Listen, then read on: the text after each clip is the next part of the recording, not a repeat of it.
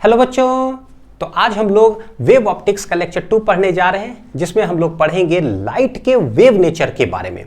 तो जो पहली बार वो साइंटिस्ट जिन्होंने दुनिया को ये बताया कि light travels in the form of waves, यानी लहर के रूप में वेव्स के रूप में ट्रैवल करता है, वो साइंटिस्ट का नाम है हाइगन्स। तो आज हम लोग पढ़ेंगे Huygens wave theory of light, फिर हाइगन्स प्रिंसिपल क्या है, वेव फ्रंट्स क्या है। यानी आज का जो लेक्चर है थोड़ा सा थ्योरेटिकल होगा, तो अच्छे से इसको सिर्फ समझना ही है, क्योंकि अगर अच्छे से समझ में आ गया तो आगे के लेक्चर्स में जब मैथमेटिकल एक्सप्रेशंस में एंटर करेंगे ना, तो पता चलना चाहिए भैया वो मैथमेटिकल एक्सप्रेशंस जो लिख रहे हैं ना, इसके पीछे का डायग्राम पिक्चर दिमाग में क्या है। ये लेक्चर जो है पिक्चर बनाने में मदद करेगा, ठीक है।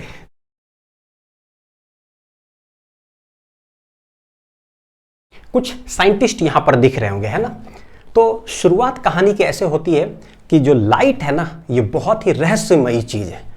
एट प्रेजेंट, आज के जमाने में कोई भी साइंटिस्ट आकर ये नहीं कह सकते हैं कि भाई देखो लाइट के बारे में ना 100% चीज खोजा जा चुका है, अब कुछ भी चीज नहीं बचा है लाइट के अंदर रिसर्च करने के लिए। ऐसा कोई भी साइंटिस्ट एट प्रेजेंट आज के जमाने में नहीं कह सकते हैं, क्योंकि over a period of time अलग अलग महान साइंटिस्ट आते गए। उन्हें जो अच्छा लगा अपने नॉलेज के आधार पर, रिसर्च के आधार पर कि लाइट में क्या उन्हें समझ में आता है, दुनिया को उन्होंने लाइट के बारे में थ्योरी दिया। कोई बोले light is a form of particle, light is a form of waves, फिर वेव्स में भी अलग अलग तरीका, पार्टिकल्स में भी अलग अलग तरीका। अभी एक बार जरा हिस्टोरिकल बैकग्राउंड देखेंगे। तो देखो आज जो हम लोग लाइट के बारे में पढ़ रहे हैं ना, क्या पता आज से 200 साल के बाद जो है ना बहुत सारा चीज इरिलेवेंट हो जाए, नया नया कॉन्सेप्ट आ जाए और वो लोग कोई अलग अलग कॉन्सेप्ट पढ़ रहे होंगे। तो ये भी गारंटी से कोई नहीं कह सकता कि जो खोजा हुआ वो भी सब 100% है। बहुत सारे जगह पर वो एक्सपेरिमेंटली फेल कर जाता है, कोई सही हो जाता है। कैसे, वो अपने आप हिस्टोरिकल बैकग्राउंड बताएगा। तो शुरुआत होती है 1675 से। न्यूटन आते हैं, वो बोलते हैं कि देखो लाइट जो है ना पार्टिकल्स के फॉर्म में चलता है। लाइट कंसिस्ट्स ऑफ छोटा छोटा पार्टिकल्स, और उस पार्टिकल्स का नाम उन्होंने दिया कॉर्पसल्स, और हेंस एक थ्योरी हो गया क्या, Newton's corpuscular theory of light. तो देखो ये जो पॉइंट्स देख रहे हो ना, बस ये सब है कि हाँ ठीक है, न्यूटन्स कॉर्पस्कुलर थ्योरी के अंदर वो उन्होंने क्या क्या लाइट के बारे में कहा। ये सब चीज तुम्हें कुछ भी लिखने की जरूरत नहीं है। जैसे ही जो मेन चीज स्टार्ट जब होगा ना, जहां से नोट्स के अंदर लिखना है, वहां मैं बताऊंगा। ये सब सिर्फ सुनना और समझना है। अच्छा, उसके बाद ठीक 3 साल के बाद आते हैं हाइगन। वो बोलते हैं कि लाइट जो है ना is a form of waves. Light particles के रूप में नहीं, एक वेव्स के रूप में चलता है। और वो भी किस टाइप का वेव, वो देखो जरा। तो सिंस क्लास 11th फिजिक्स के अंदर हम लोग पढ़े हैं वेव्स का, देखो 3 क्लासिफिकेशन तो मैंने लिख दिया क्योंकि ऑलरेडी पढ़ चुके हैं। वेव्स के अंदर 3 तरह का क्लासिफिकेशन होता है। क्या, एक होता है मैकेनिकल वेव्स, एक होता है नॉन मैकेनिकल वेव्स, एक होता है मैटर वेव्स। मैटर वेव्स को डी ब्रोगली वेव्स भी बोलते हैं, मॉडर्न फिजिक्स के अंदर पढ़ेंगे भी इसके बारे में थोड़ा सा डिटेल। मैकेनिकल वेव्स को इलास्टिक वेव भी बोलते हैं, और नॉन मैकेनिकल वेव्स को इलेक्ट्रोमैग्नेटिक वेव्स भी बोलते हैं, ईएम वेव्स। मैकेनिकल वेव्स क्या होता है, ऐसा वेव जो requires any medium to propagate, यानी इसको प्रोपेगेट करने के लिए कोई ना कोई मीडियम चाहिए। जैसे कि एग्जाम्पल के रूप में बोल सकते हैं कि साउंड वेव हो गया, कैसा हो गया, साउंड वेव्स बोल दो, वाटर वेव्स हो गया। ये सबको ट्रैवल करने के लिए मीडियम का जरूरत है, ऐसे बिना मीडियम के नहीं चलेगा।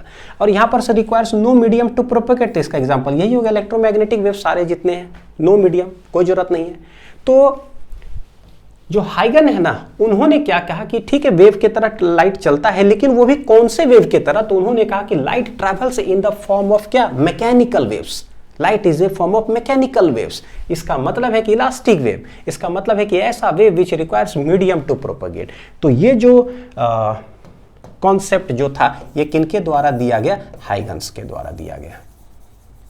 किनके द्वारा दिया गया, हाइगन्स के द्वारा दिया गया। अच्छा, light is a form of mechanical waves. Mechanical waves हुआ क्या, उसके ठीक 200 साल के आसपास बाद में क्या हुआ, मैक्सवेल आते हैं, नया साइंटिस्ट।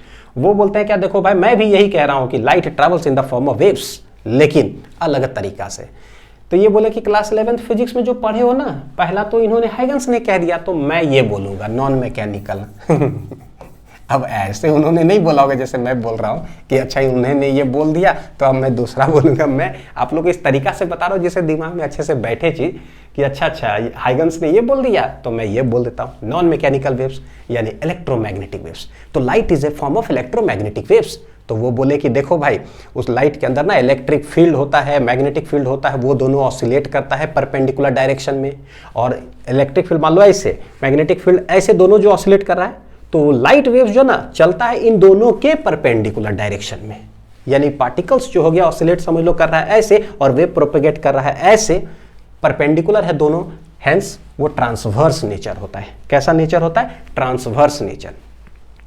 तो एक तो ये समझ में आया, और यहीं से मैक्सवेल ने देखो इलेक्ट्रोमैग्नेटिक वेव्स जिस तरह से जैसे उन्होंने बोला, तो पता है कि भाई वैक्यूम के अंदर लाइट कैसे ट्रैवल करता, वहां तो कोई मीडियम होता ही नहीं है।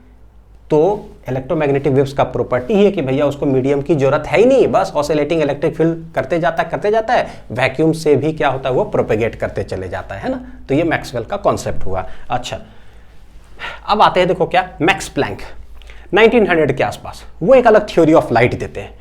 वो बोलते हैं कि लाइट कंसिस्ट्स ऑफ फिर से छोटा छोटा पार्टिकल्स, यानी पार्टिकल नेचर ऑफ लाइट। लेकिन क्या ये वाला पार्टिकल नेचर ऑफ लाइट है जो न्यूटन ने कहा? नहीं, वो तो बोले लाइट में जो छोटा छोटा पार्टिकल्स होता है वो कॉर्पसल्स होता है। ये बोलते हैं क्या भाई, लाइट के अंदर फिर छोटा छोटा पार्टिकल्स होता है लेकिन उसको फोटोन्स बोलो आज से। तो दुनिया ने कहा फोटोन्स, ठीक है फोटोन्स पिक्चर ऑफ लाइट। तो ये सब हम लोग पढ़ेंगे किसके अंदर? मॉडर्न फिजिक्स के अंदर। फिर देखो 1900 में पार्टिकल नेचर ऑफ लाइट जो भी ये थ्योरेटिकल ये सब बोले ना, उसी कॉन्सेप्ट का यूज करके आइंस्टीन ने एक इफेक्ट दिया, वो कहलाया फोटो इलेक्ट्रिक इफेक्ट। वो फोटोन पिक्चर ऑफ लाइट यानी कि पार्टिकल नेचर का लाइट का ही जो है यूज करके उन्होंने सारा थ्योरी दिया और नोबेल प्राइज भी उनको मिला। ठीक है, तो ये सब चीज जो है ना दोनों हम लोग पढ़ेंगे कहाँ? मॉडर्न फिजिक्स में। कहाँ पढ़ेंगे? मॉडर्न फिजिक्स में। अच्छा, ये जो मैक्सवेल ने कहा ये कहाँ पढ़ते हैं? तो ये पूरा चैप्टर ही है इनके नाम पर भाई, ईएम वेव्स। अच्छा, ये जो बोले कहाँ पढ़ेंगे? ये अभी हम लोग शुरू कर चुके हैं, वेव ऑप्टिक्स। अच्छा, इन्होंने जो कहा वो कहाँ पढ़ेंगे भैया? ये कंप्लीट फिजिक्स में आता है मैं ये वाला नहीं बोल रहा कि यही नेचर ऑफ लाइट है, लेकिन जो न्यूटन सर का जो योगदान है ना वो कंप्लीट फिजिक्स के अंदर है। तो अलग अलग साइंटिस्ट आते गए, फिजिक्स के अंदर अलग अलग चैप्टर्स क्या होते गया, मेरा ऐड होते चला गया। ठीक है, एक ओवरव्यू तो मिला। अब आते हैं देखते हैं कि जो न्यूटन्स का जो कर्पस्कुलर थ्योरी ऑफ लाइट है, एक इसके बारे में स्टडी करेंगे कि क्या उसका मेरिट है, क्या ड्रॉबैक्स हुआ, फिर Huygens wave theory of light में क्या क्या वो उन्होंने कहा। तो सबसे पहले देखो न्यूटन्स कर्पस्कुलर थ्योरी के अंदर जो पहला चीज है उन्होंने जो कहा कि proposed that a source of light emits क्या many minute elastic rigid and massless particles called corpuscles। यानी कि वो जो corpuscles होता है वो कैसा होता है? तो बहुत छोटा होता है, इलास्टिक नेचर का होता है, रिजिड है और मासलेस पार्टिकल, उसका कोई मास वगैरह नहीं, मतलब उसको उन्होंने कहा क्या? corpuscles। और ये corpuscles का साइज कैसा है? क्या सारे का सेम साइज? नहीं, डिफरेंट शेप साइज का था ये, डिफरेंट शेप एंड साइज। देखो, जबकि ऐसा जो है ना कुछ है वे नहीं बस उनको जो लगा ना उन्होंने कहा, दुनिया ने माना बहुत दिन तक, लेकिन अब थ्योरी रिजेक्ट हो चुका है। तो डिफरेंट शेप एंड साइज का था। फिर this particles travel through a transparent medium at a very high speed in all directions along a straight line. किधर कैसे ट्रैवल करता है ये सारे कर्पसल्स? स्ट्रेट लाइन में ट्रैवल करता है।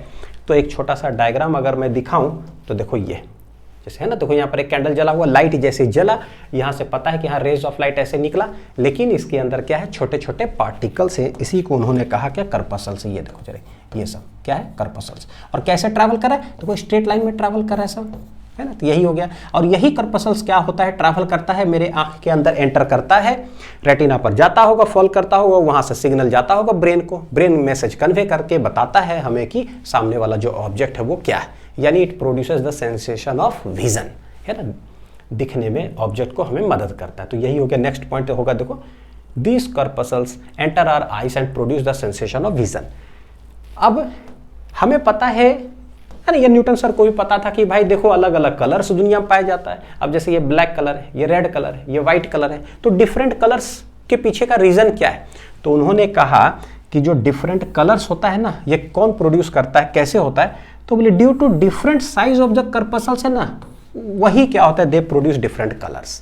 डिफरेंट शेप एंड साइज का होता है, उसी की वजह से क्या होता है? डिफरेंट कलर्स जो है होता है। अच्छा, नेक्स्ट क्या है? अब है कि रिफ्लेक्शन ऑफ लाइट और रिफ्रैक्शन ऑफ लाइट, जो रे ऑप्टिक्स में अभी देखो हम लोग पढ़ चुके हैं, उसको उन्होंने कैसे एक्सप्लेन किया? तो वो बोलते हैं क्या कि दिस लाइट पार्टिकल्स, ये corpuscles, are repelled by a reflecting surface and attracted by a refracting surface. यानी कि रिफ्लेक्टिंग सरफेस से ये पार्टिकल्स क्या हो जाता है? रिपेल हो जाता है, और जब ये रिफ्रैक्टिंग सरफेस पर फॉल करता है तो अट्रैक्ट हो जाता है। कैसे, इसका एक डायग्रामेटिकल ये बताता हूँ। देखो जरा, लिखने की जरूरत नहीं, हालांकि स्क्रीनशॉट लेना चाहो तो ले सकते हो, लेकिन जरूरत नहीं है बेटा, ठीक है। ये कहीं पूछा नहीं जाएगा, तो इसका ना मैं डायग्राम से बताता हूँ कि ये देखो, ये है एक प्लेन मिरर। इस प्लेन मिरर पर लेट जब कोई एक रेज ऑफ लाइट ऐसे मान लो आ रहा है, जब ये रेज ऑफ लाइट आया होगा तो इसके अंदर छोटे छोटे पार्टिकल्स है, वो कहलाया कॉर्पस्कल्स, तो ये कॉर्पस्कल्स है, ठीक है। जब ये यहां आकर के आया होगा रिफ्लेक्टिंग सरफेस के पास, तो ये बोले क्या कि रिफ्लेक्टिंग जो सरफेस हमारा है ना भाई, ये सरफेस के अंदर भी तो पार्टिकल सब है। ये रिफ्लेक्टिंग सरफेस का पार्टिकल्स क्या करता है, इस कॉर्पस्कल्स को करता है रिपेल। तो किधर रिपेल किया होगा, तो बोले भाई चारों तरफ पार्टिकल है, तो यहाँ का पार्टिकल इधर रिपेल करके फोर्स लगा दिया होगा, यहाँ का पार्टिकल इधर रिपेल किया होगा, यहाँ का इधर रिपेल किया होगा, यानी कि सारे पार्टिकल सोचो कितना डायरेक्शंस में हुआ होगा भाई, है ना, इनफाइनाइट ऐसे ऐसे डायरेक्शंस में क्या हुआ होगा, रिपेल किया होगा, सब फोर्स लगा रहा है। तो सवाल है कि ठीक है, एक इधर लगाया, एक इधर लगाया, एक इधर लगाया, सब तरफ लगा रहा है, तो रिजल्टेंट इस पर फोर्स लगेगा रिपल्सन वाला किधर, सच दैट ये फेंका जाए। तो देखते हैं जरा, अब सोचो हम लोग फिजिक्स जानते हैं, अगर किसी चीज पर एक फोर्स लगे इधर, एक फोर्स लगे इधर, तो सोचो वो फेंकाएगा किधर रिजल्टेंट कहीं दोनों के बीच में फेंकाएगा। सिमिलरली एक इधर एक इधर, किधर फेंकाएगा, रिजल्टेंट बीच में। सिमिलरली एक इधर, फिर रिजल्टेंट किधर, कहीं बीच में। इसका मतलब इन सारे फोर्सेस का जो रिजल्टेंट फोर्स होगा वो किधर लगेगा, वो लगेगा ऊपर की ओर। This is the resultant force का डायरेक्शन। क्लियर कट है ना, कोई दिक्कत नहीं होना चाहिए। अच्छा, सिंस शुरुआत में ये कॉर्पस्कल्स आ कैसे रहा था, ऐसे आ रहा था, तो ऐसे आने का मतलब हुआ कि वेलोसिटी का जो डायरेक्शन उसका था किधर था, इनिशियली ऐसे था। तो सोचो वेलोसिटी ऐसे था, यानी कि अगर ये रिफ्लेक्टिंग सरफेस नहीं रहता ना मिरर, तो कॉर्पस्कल्स ऐसे स्ट्रेट लाइन में जाता, ठीक है। तो वेलोसिटी का डायरेक्शन इधर, लेकिन ये सब पार्टिकल जो है फोर्स लगा देता है इधर। अब फिजिक्स हम पढ़े हैं कि भाई एक वेक्टर अगर इस डायरेक्शन में हो मान लो, और एक वेक्टर इधर हो, तो रिजल्टेंट किधर, तो भाई इन दोनों के कहीं बीच में, चाहे इधर इधर इधर कहीं बीच में। होता क्या है, जाने वाला था इधर, लेकिन धक्का जो इधर लगा ना, तो रिजल्टेंट क्या है, ना इधर जाएगा ना इधर जाएगा, कहीं बीच में फेंका जाएगा। तो बीच में कॉर्पस्कल्स क्या हो गया, फेंका गया ऐसे। ये कॉर्पस्कल्स पर जो फोर्स लगा, एक इधर वेलोसिटी इधर, फोर्स इधर, तो रिजल्टेंट इधर चला गया। गौर करके देखो, ये एक मिरर है, क्या है, एक मिरर है। और जो हम लोग आज जानते हैं कि भाई मिरर है, इंसिडेंट रे ऑफ लाइट ऐसे आता है, यहाँ पर एक नॉर्मल बनाते हैं, इधर फेंका जाता है। तो देखो हुआ कि नहीं हुआ, कॉर्पस्कल्स आया और ऐसे चला गया। तो एक चीज है, ठीक है कि रिपल हुआ, तो कैसे उन्होंने प्रूफ किया ना, तो ये मैकेनिज्म आई होप कि समझ में आया होगा, ठीक है। अब यही चीज करते क्या है, रिफ्रैक्टिंग सरफेस पर लगाकर बताता हूं कि रिफ्रैक्टिंग सरफेस पर क्या हुआ होगा। तो रिफ्रैक्टिंग सरफेस पर जैसे ही रे ऑफ लाइट मान लो ऐसे आया, तो इसके अंदर क्या है, कॉर्पस्कल्स है। कॉर्पस्कल्स जैसे ये आया, ये है ग्लास, क्या है, ये शीशा, और ये है एयर, तो ये रिफ्रैक्टिंग सरफेस होगी। रिफ्रैक्टिंग सरफेस जैसे आता है, तो उन्होंने क्या थ्योरी दिया कि जो रिफ्रैक्टिंग सरफेस का जो पार्टिकल्स होगा वो कॉर्पस्कल्स को क्या करता है, अट्रैक्ट कर लेता है। तो सोचो कि यहां पर बहुत सारे पार्टिकल्स हैं, अब ये सारे पार्टिकल्स क्या किया होगा, इस कॉर्पस्कल्स को अट्रैक्ट। तो ये वाला पार्टिकल किधर अट्रैक्ट किया होगा, इधर, ये वाला इधर, ये वाला इधर, सारे पार्टिकल्स जो है अलग अलग अपने तरफ क्या कर रहा होगा, खींच रहा होगा, खींच रहा होगा, खींच रहा होगा, खींच रहा होगा। भाई सब तरफ ऐसे ऐसे ऐसे खींचेगा, तो सोचो रिजल्टेंट किधर जाएगा, एक इधर रिजल्टेंट बीच में, फिर एक इधर रिजल्टेंट बीच में, फिर एक इधर रिजल्टेंट किधर, बीच में। यानी कि रिजल्टेंट फोर्स का जो डायरेक्शन लगेगा, मतलब फोर्स का जो डायरेक्शन होगा वो किधर होगा, नीचे की ओर। अच्छा, इनिशियल वेलोसिटी का डायरेक्शन किधर था, स्ट्रेट लाइन में ऐसे ऐसे ऐसे ऐसे ऐसे था, यानी कि ये मीडियम अगर नहीं रहता रिफ्रैक्टिंग वाला, तो ऐसे आता सीधे चला जाता, ठीक है। लेकिन उस पर फोर्स लगा इधर, तो भैया वो जाएगा किधर, तो बोले इन दोनों के कहीं बीच में, तब बीच में देखो चला जाता है। तो ये कॉर्पस्कल्स जो है ना इस डायरेक्शन में चला गया। और यहां से देखो हमें पता भी चल रहा है कि रे ऑफ लाइट ऐसे आ रहा है, रेयर मीडियम है हवा, ये है ग्लास, तो रेयर से डेंसर जाता है तो बेंड टूवर्ड्स, तो देखो नॉर्मल, तो सच में बेंड हुआ ना, रिफ्रैक्शन हो गया। यानी कि समझ में आ रहा है कि अच्छा अट्रैक्ट करता है तो लाइट ऐसे बेंड कर गया होगा कॉर्पस्कल्स सब। तो आई होप कि ये स्टेटमेंट उनका पूरा अच्छे से समझ में आया होगा, थ्योरी क्या है। अब आते हैं कि क्या मेरिट से क्या उनका ड्रॉबैक्स या डिमेरिट रहा। तो सबसे पहला मेरिट, तो इट एक्सप्लेन्स द क्या है, रेक्टिलिनियर प्रोपगेशन ऑफ लाइट को एक्सप्लेन कर दिया, रिफ्लेक्शन और रिफ्रैक्शन ऑफ लाइट को एक्सप्लेन कर दिया। तो अभी हमने देखा कि कैसे कॉर्पस्कल्स में जो है ना बस रिपल्शन और अट्रैक्शन के कॉन्सेप्ट से उन्होंने रिफ्लेक्शन रिफ्रैक्शन को भी एक्सप्लेन कर दिया।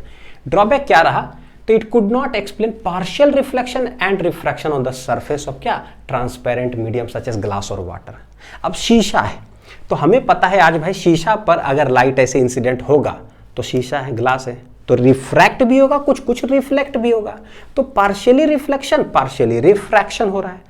अब वो तो बोले कि भाई रिफ्लेक्टिंग सरफेस रिपेल करेगा, रिफ्रैक्टिंग सरफेस अट्रैक्ट करेगा, लेकिन यहां तो दोनों हो रहा है, तो कैसे, तो नहीं एक्सप्लेन कर पाए, तो भाई ड्रॉबैक में चला गया वो, ठीक है।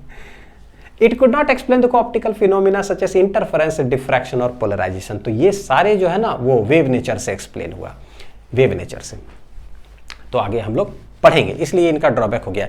फिर इट सेज देखो क्या, velocity of light is larger in the denser medium than in the rare medium, जो कि गलत है। हम जानते हैं कि भाई डेंसर मीडियम में लार्जर थोड़ी ना होता है, डेंसर मीडियम में स्पीड क्या होता है, थोड़ा सा कम होता है लाइट का, और रेयर मीडियम में ज्यादा, तो वही है, but now it is proved wrong. तो ये सब हो गया इनका ड्रॉबैक, क्या हो गया इनका ड्रॉबैक, ठीक है। अब आते हैं जरा हाइगन्स वेव थ्योरी, है ना, क्रांतिकारी थ्योरी भाई, पहली बार दुनिया को ये पता चला, अच्छा वेव्स के रूप में लाइट भी चल सकता है क्या। आगे चल करके ठीक है एडवांसमेंट और अलग अलग कॉन्सेप्ट आए, लेकिन शुरुआत जो है ना जनक है वेव थ्योरी के भाई।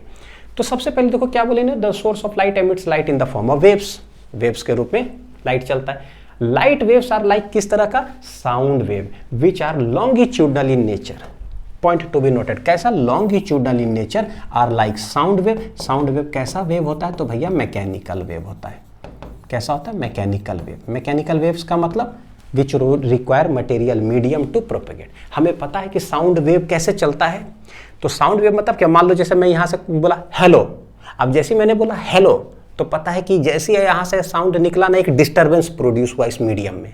देखो बगल में बोल करके देखो, यहां पर प्रेशर फील होगा हाथ पर, तो बगल वाला मीडियम को जैसे डिस्टर्बेंस प्रोड्यूस किया, तो वो बगल वाला मीडियम क्या हुआ, डिस्टर्ब हुआ, वाइब्रेट करना चालू किया। फिर वो बगल वाला को डिस्टर्ब करेगा, वो वाइब्रेट करना चालू करेगा। इसी तरह से वाइब्रेट करते करते करते करते पार्टिकल सब वाइब्रेट करते जाता, और मेरा जो आवाज है वो प्रोपेगेट होते चलते जाता है मीडियम से, तो वो कहलाता है किस तरह से, लॉन्गिट्यूडनल साउंड वेव, है ना, लॉन्गिट्यूडनल नेचर का होता है। तो यही उन्होंने लाइट वेव्स के लिए कहा, जबकि आज हमें पता है कि light is a form of कैसा है, इलेक्ट्रोमैग्नेटिक वेव्स है, उसके अंदर इलेक्ट्रिक फील्ड मैग्नेटिक फील्ड दोनों प्रोपेगेट, मतलब ये ऑसिलेट करता है, और उन दोनों के भी परपेंडिकुलर डायरेक्शन में कौन चलता है, लाइट। तो वो कैसा नेचर है, ट्रांसवर्स नेचर। हालांकि इसके बारे में थोड़ा सा मैं बता दूं, लॉन्गिट्यूडनल और ये ट्रांसवर्स का शायद किन्हीं बच्चों को देखो डाउट हो सकता है। ये जो लॉन्गिट्यूडनल बोलते हैं ना, लॉन्गिट्यूडनल का मीनिंग क्या है और ट्रांसवर्स का मीनिंग क्या है।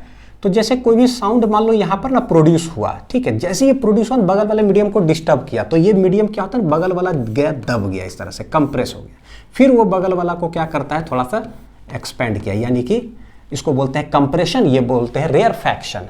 फिर वो बगल वाला क्या हुआ, कंप्रेस, रेयरफैक्शन, फिर कंप्रेस, फिर रेयरफैक्शन। ऐसे कर करके ना ये क्या होता है, साउंड वेव ट्रैवल करता है। तो ये compression rarefaction, compression rarefaction, compression rarefaction कर करके जाता है। तो पार्टिकल्स ऑफ द जो मीडियम हो वो वाइब्रेट किधर कर रहा है, देखना जरा, ऐसे ऐसे ऐसे जा रहा है, ऐसे दबा फिर फैला, फिर दबा फिर फैला, फिर दबा फिर फैला, ऐसे करके। तो पार्टिकल्स जो वाइब्रेट कर रहा है, सारे पार्टिकल्स वो कैसे वाइब्रेट कर रहा है, उसी डायरेक्शन में वाइब्रेट कर रहा है जिधर वेव्स चल रहा है। तो वेव्स चलता है, साउंड वेव ऐसे जा रहा है इधर, और पार्टिकल सभी इसी डायरेक्शन में वाइब्रेट करता है। Direction of vibration of particles, vibration of particles, ठीक है। तो वो लॉन्गिट्यूडनल कहला गया। लेंथ वाइज, लॉन्गिट्यूडनल मतलब लेंथ वाइज, तो लेंथ वाइज मतलब ऐसे लेंथ समझ लो, तो ऐसे वेव चला ना, तो उसी डायरेक्शन में पार्टिकल्स भी क्या करता है, वाइब्रेट करता है, लॉन्गिट्यूडनल। और दूसरा होता है ट्रांसवर्स। भैया ये ट्रांसवर्स नेचर कैसा होता है, ट्रांसवर्स का मीनिंग ही होता है ना परपेंडिकुलर। ये ट्रांसवर्स ना अंग्रेजी है, थोड़ा मुश्किल होता है समझना, हिंदी देखो क्या, परपेंडिकुलर परपेंडिकुलर हमें समझ में आएगा। यानी इसमें क्या होता है, इसमें पार्टिकल्स वाइब्रेट करता है ऐसे ऐसे ऐसे ऐसे ऐसे, और वेव्स चलता है ऐसे। पार्टिकल ऐसे ऐसे ऐसे से वाइब्रेट करेगा, वेव्स चलेगा ऐसे। तो ये है वेव्स डायरेक्शन, वेव्स इधर प्रोपेगेट करेगा, और ये है vibration of particles, vibration of particles. तो कभी भी अगर पार्टिकल्स जो वाइब्रेट करे वो परपेंडिकुलर डायरेक्शन में हो, to the direction of propagation of waves, उसके देखो परपेंडिकुलर में ऐसे ऐसे ऐसे, तो इसको हम लोग बोलते हैं ये ट्रांसवर्स नेचर है।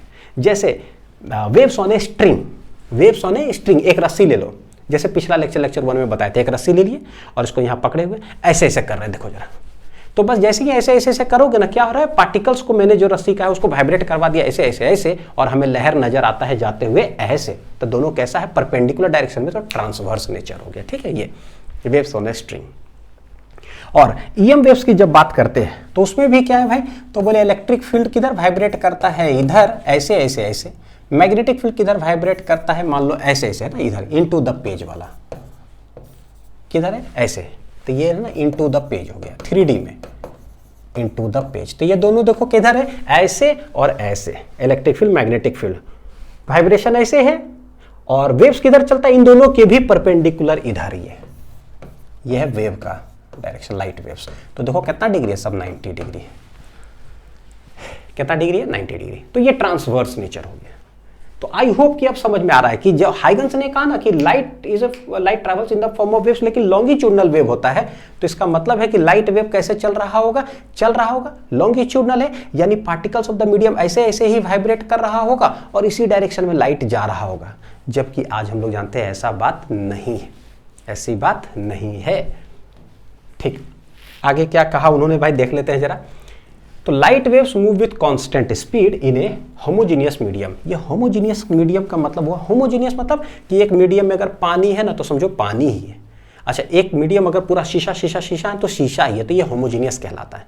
लेकिन एक मीडियम में शीशा हो, कंकड़ पत्थर जो भी डालना, पानी वानी सब मिला दो, तो वो हेटेरोजीनियस मीडियम हो गया। तो ये बात सही भी है कि सेम मीडियम अगर होगा, पानी पानी पानी ही है ना, तो कांस्टेंट स्पीड से चलता है। एक पर्टिकुलर होमोजेनियस मीडियम हो तो, अलग मीडियम होगा तो फिर अलग स्पीड, यानी कि ठीक ठाक है। फिर light waves travel through vacuum. अब सवाल यहां आया, आज हम लोग क्या जानते हैं कि भाई लाइट जो है ना वैक्यूम से भी तो ट्रैवल कर लेता है। वैक्यूम में तो कोई मीडियम ही नहीं है, वैक्यूम में कोई मीडियम है, सूर्य भगवान से लेकर पृथ्वी तक जो लाइट आती है तो भैया बीच में तो वैक्यूम भी है, तो वहां पर तो मीडियम है नहीं, तो लाइट कैसे ट्रैवल करती है। जबकि हाइगन्स सर ने क्या कहा कि भाई लाइट जो है ना उसको एक मीडियम चाहिए, मीडियम चाहिए, मीडियम चाहिए, वैक्यूम में मीडियम ही नहीं है। तो देखो क्या उन्होंने नया कॉन्सेप्ट दे दिया जहां पर फंस रहे थोड़ा वहां एक नया थ्योरी ले लो भाई, ठीक है। तो light waves travel through vacuum कैसे, तो due to presence of a कैसा hypothetical medium called as luminiferous ether. Basically उसको क्या ईथर उन्होंने नाम दिया। कैसा मीडियम है, हाइपोथेटिकल मीडियम, यानी एग्जिस्ट वेग्जिस्ट ऐसी बस है, बस एक मीडियम है, बस है ना, है। उनको जो सही लगा उन्होंने बोला। अब महान साइंटिस्ट इतने हैं कि दुनिया को एक्सेप्ट करना पड़ा कि अच्छा सही बात है, वैक्यूम में कैसे चलता होगा, और उनको मीडियम चाहिए तो बोला लो एक नया मीडियम ले लो, और उस मीडियम का नाम हो गया ईथर। तो what is ether, ether is a medium. कैसा मीडियम, हाइपोथेटिकल मीडियम है।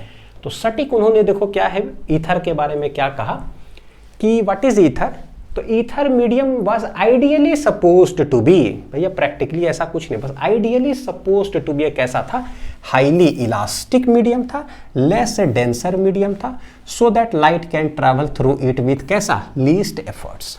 यानी कि बोले जो वैक्यूम है ना उसके अंदर समझो क्या है, वहां पर एक हाइपोथेटिकल मीडियम उन्होंने बोल दिया, और उस मीडियम का नाम दिया ईथर। तो कैसा कैसा, 2 पॉइंट पर ध्यान देना। एक उन्होंने कहा कि ये एक हाईली इलास्टिक है और लेस डेंसर है, यानी कि सिंस हाइगन्स सर ने कहा ना लॉन्गिट्यूडनल का कॉन्सेप्ट दिया ना कि लॉन्गिट्यूडनल वेव है, तो हम लोग फिर से 11th फिजिक्स में चलते हैं और वहां पर पढ़े हैं स्पीड ऑफ लॉन्गिट्यूडनल वेव। क्योंकि लॉन्गिट्यूडनल उन्होंने बोला तो भाई स्पीड ऑफ लॉन्गिट्यूडनल वेव क्या है, speed of longitudinal wave, speed of longitudinal wave क्या होता है तो हम जानते हैं, पढ़ चुके, v इक्वल टू क्या होता है, E बटे रो। ये E क्या है, मॉडुलस ऑफ इलास्टिसिटी। E क्या है, मॉडुलस ऑफ इलास्टिसिटी। 3 तरह का होता है ना modulus of elasticity, Young's modulus of elasticity, bulk modulus of elasticity, और एक है मॉडुलस ऑफ रिजिडिटी। तो ये है modulus of elasticity, modulus of elasticity. तो ये v इक्वल टू क्या होता है, E बटे रो, और रो है डेंसिटी ऑफ द मीडियम। रो क्या है, density of the medium, density of the medium. तो ये बोले कि जो ईथर मीडियम है ना वो हाईली इलास्टिक है। इसका मतलब कि इलास्टिसिटी क्या हाई, बहुत ज़्यादा इलास्टिक है वो, और डेंसिटी है कम, ये बहुत है कम। तो सोचो डेंसिटी ये वाला देखो, डिनोमिनेटर में जो टर्म है वो है कम और न्यूमरेटर का जो टर्म है वो बहुत ज़्यादा। तो भैया फाइनली ये स्पीड क्या हो जाएगा, ऊपर बहुत क्या हो जाएगा, ज़्यादा ही हो जाएगा। यानी कि स्पीड ऑफ लाइट क्या होता है, बहुत ज़्यादा होता है वो ईथर वाला मीडियम में। तो बिना उसको ताकत लगाए हुए ज़्यादा जो है ईजिली बहुत फास्ट क्या करता है, ट्रैवल कर लेता है विथ लीस्ट एफर्ट्स। तो ये उन्होंने रीज़न दिया कि सूर्य भगवान यहाँ है, सूर्य भगवान से लाइट यहाँ से निकला और ये पृथ्वी तक कैसे पहुँचती है जबकि बीच में वैक्यूम है। तो बोल दिया उन्होंने कि एक ईथर मीडियम है। तो आई होप कि ईथर वाला कॉन्सेप्ट समझ में आ गया होगा। V = E बटे रो क्या है, √E बटे रो स्पीड ऑफ लॉन्गिट्यूडनल वेव। तो ये लॉन्गिट्यूडनल का कॉन्सेप्ट हो गया। अच्छा, इसके आगे क्या है देखो, फिर डिफरेंट कलर्स का उदाहरण कैसे उन्होंने दिया कि different colours of light are due to क्या है, different wavelengths of light waves, different wavelengths. तो अब हम लोग जानते भी हैं कि विबग्योर अगर जैसे देखो है ना, वायलेट, इंडिगो, ब्लू, ऑरेंज जो भी है, तो सब कलर्स का क्या होता है, अलग अलग वेवलेंथ होता है। तो बोल दिया कि भाई सब कलर्स का देखो अलग अलग वेवलेंथ होगा और वही रिस्पॉन्सिबल है क्या, डिफरेंट कलर्स ऑफ लाइट के लिए। ठीक है, सही है।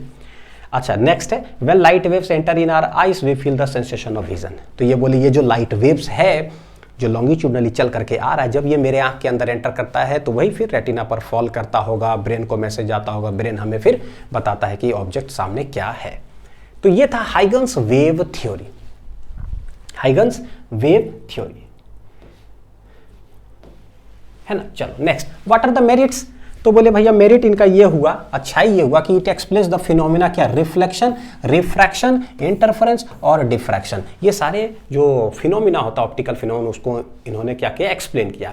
तो ये सब हमारे सिलेबस में सब हम लोग पढ़ेंगे, वेव ऑप्टिक्स के अंदर यही पढ़ना ही है।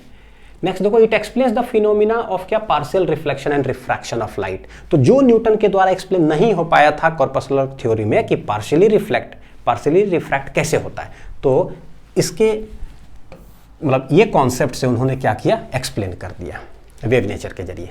अच्छा, एक और चीज देखो, वो वाला स्पीड वाला जो कॉन्सेप्ट उनका गलत था वो इधर से सही हो गया। As per the wave theory of light velocity of light in optically denser medium is क्या है, लेस। तो डेंसर मीडियम में लेस और रेयर मीडियम में क्या होता है, ज्यादा। तो क्या है, ये सही है। तो इधर से सही हो गया, तो ये मेरिट्स हो गया, अच्छी बात है। लेकिन भाई ड्रॉबैक तो कुछ ना कुछ रहेगा। बोले ना कोई कुछ भी खोजे तो उसमें कोई ड्रॉबैक जरूर रहेगा, क्योंकि 100-150 साल के बाद कॉन्सेप्ट्स बिल्कुल नए हो जाते हैं। तो आज पढ़ रहे हैं, पता नहीं सही है कि गलत है। डिमेरिट देखो क्या, it assume the presence of वही hypothetical ether medium but experimentally proved wrong. तो एक साइंटिस्ट हैं दो, माइकलसन मॉर्ले एक्सपेरिमेंट करके एक है, उन्होंने एक्सपेरिमेंट किया और प्रूफ किया कि भाई ऐसा कोई मीडियम एग्जिस्ट नहीं करता है। Rectilinear proportion of light is not explained by this wave theory.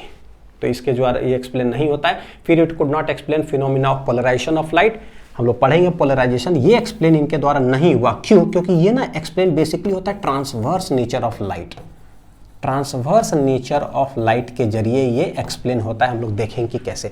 ये तो लॉन्गिट्यूडनल बोले, तो भैया लॉन्गिट्यूडनल से ये एक्सप्लेन ही नहीं कर पाए पोलराइजेशन ऑफ लाइट, बाद में ट्रांसवर्स नेचर से वो एक्सप्लेन हुआ। It assumed that light waves are देखो longitudinal in nature but experiment क्या proved that they are electromagnetic क्या है, transverse waves, electromagnetic transverse waves. तो आई होप कि ठीक है, जो भी एक ओवरव्यू है कम से कम ये सब समझ में तो हमें आया। अब देखते हैं बेटा, देखो क्या, यहीं से शुरू करते हैं और यहीं से जो है ना टॉपिक स्टार्ट्स, हर चीज लिखना शुरू करेंगे। ठीक है, क्या है, वेव फ्रंट से। What is the wave front, wave front क्या होता है। तो इसको पढ़ाने से पहले ना मैंने देखो आप लोग के लिए एक इजी करके एक चीज रखा है कि क्यों ना हम थोड़ा सा इलेक्ट्रोस्टैटिक्स से इसको लिंक कर दे, कि इलेक्ट्रोस्टैटिक्स के अंदर जो पढ़े हैं बस उसे रिलेट करके अगर पढ़ लिए ना वेव ऑप्टिक्स का, तो वेव फ्रंट वाला सारा टॉपिक हमें बहुत आसान लगेगा। क्या है, एक झलक इधर जरा देख लो भाई। तो बोले इलेक्ट्रिक फील्ड लाइंस हम लोग पढ़े थे इलेक्ट्रोस्टैटिक्स के अंदर। तो इलेक्ट्रिक फील्ड लाइंस क्या है, तो बोले कि अगर कोई स्टैटिक अगर चार्ज होगा, चार्ज अगर जैसे मान लो रेस्ट में है, तो यहाँ से हमें पता है कि क्या है, इलेक्ट्रिक फील्ड लाइंस निकलता है। दीज आर इमेजिनरी लाइंस, ऐसा कुछ होता नहीं है, है ना, ये भी इमेजिनरी लाइन से चारों तरफ निकलता है, बिल्कुल। और यही इलेक्ट्रिक फील्ड लाइंस हम लोग जानते हैं कि अगर ये पैरेलल लाइंस अगर बन जाए, स्ट्रेट लाइंस हो और equi distant from each other हो, तो इसको हम लोग यूनिफॉर्म इलेक्ट्रिक फील्ड लाइंस ऐसे बोलते थे। याद है ना, uniform lines, uniform electric field lines बोलते थे। बिल्कुल जो हम लोग इलेक्ट्रिक फील्ड लाइंस का कॉन्सेप्ट जो देख रहे हो यहां पर, बस वेव ऑप्टिक्स के अंदर ना इसको बोल दो रे ऑफ लाइट बोल दो। तो चाहे इलेक्ट्रिक फील्ड लाइंस उधर या फिर इधर आकर बोल दो ray of light, rays of light, light rays भी बोल सकते हो, रेज ऑफ लाइट, बस बस बस रेज ऑफ लाइट। अब हमें पता है देखो कोई चार्ज अगर है तो वहां से इलेक्ट्रिक फील्ड लाइंस निकलता है।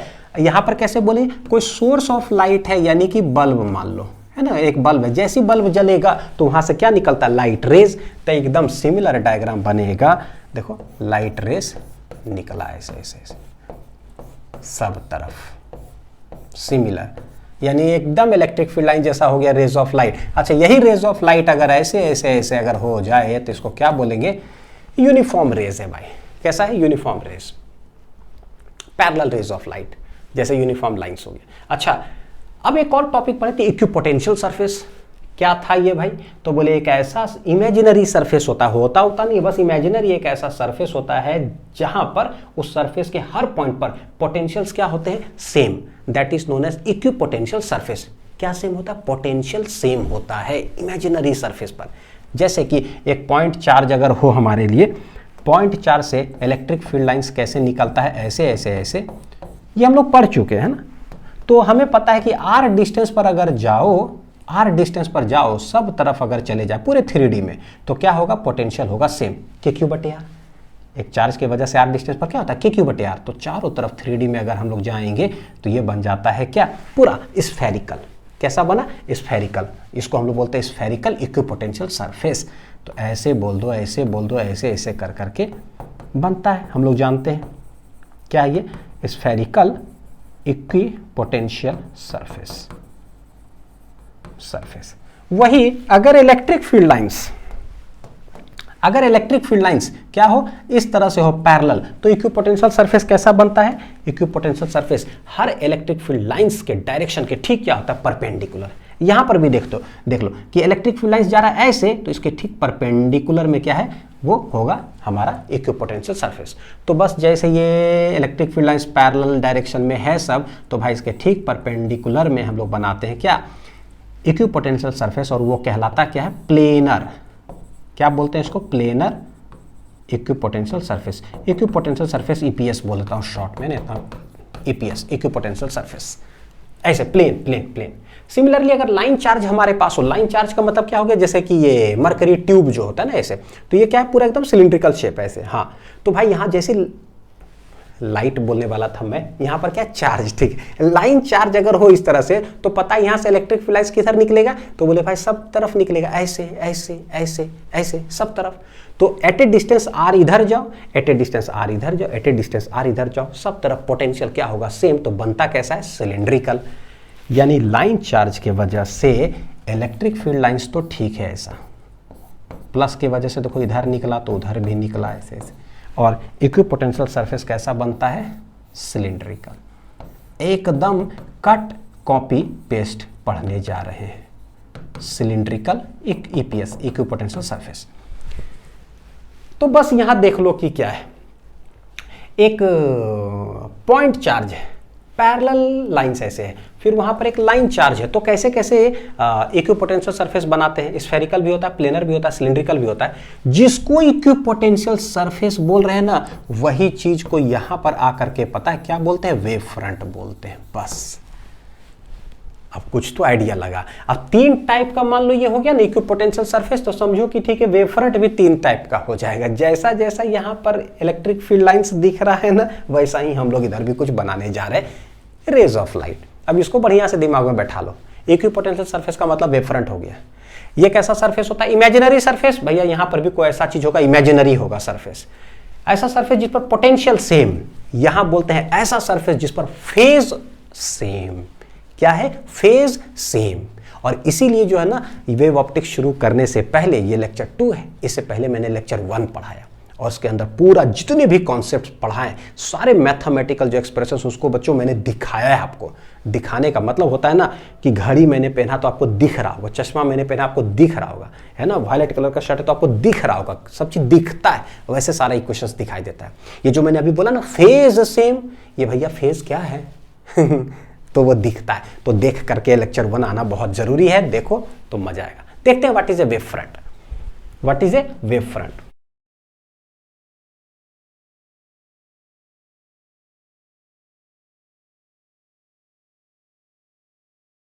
तो देखो क्या है, ठीक है, what is a wave front? तो बोलते हैं कि कोई भी मान लो कि सोर्स ऑफ लाइट, बल्ब ले लेते हैं ऐसे, है ना, बल्ब कैसा हो गया, एक स्फेरिकल टाइप का।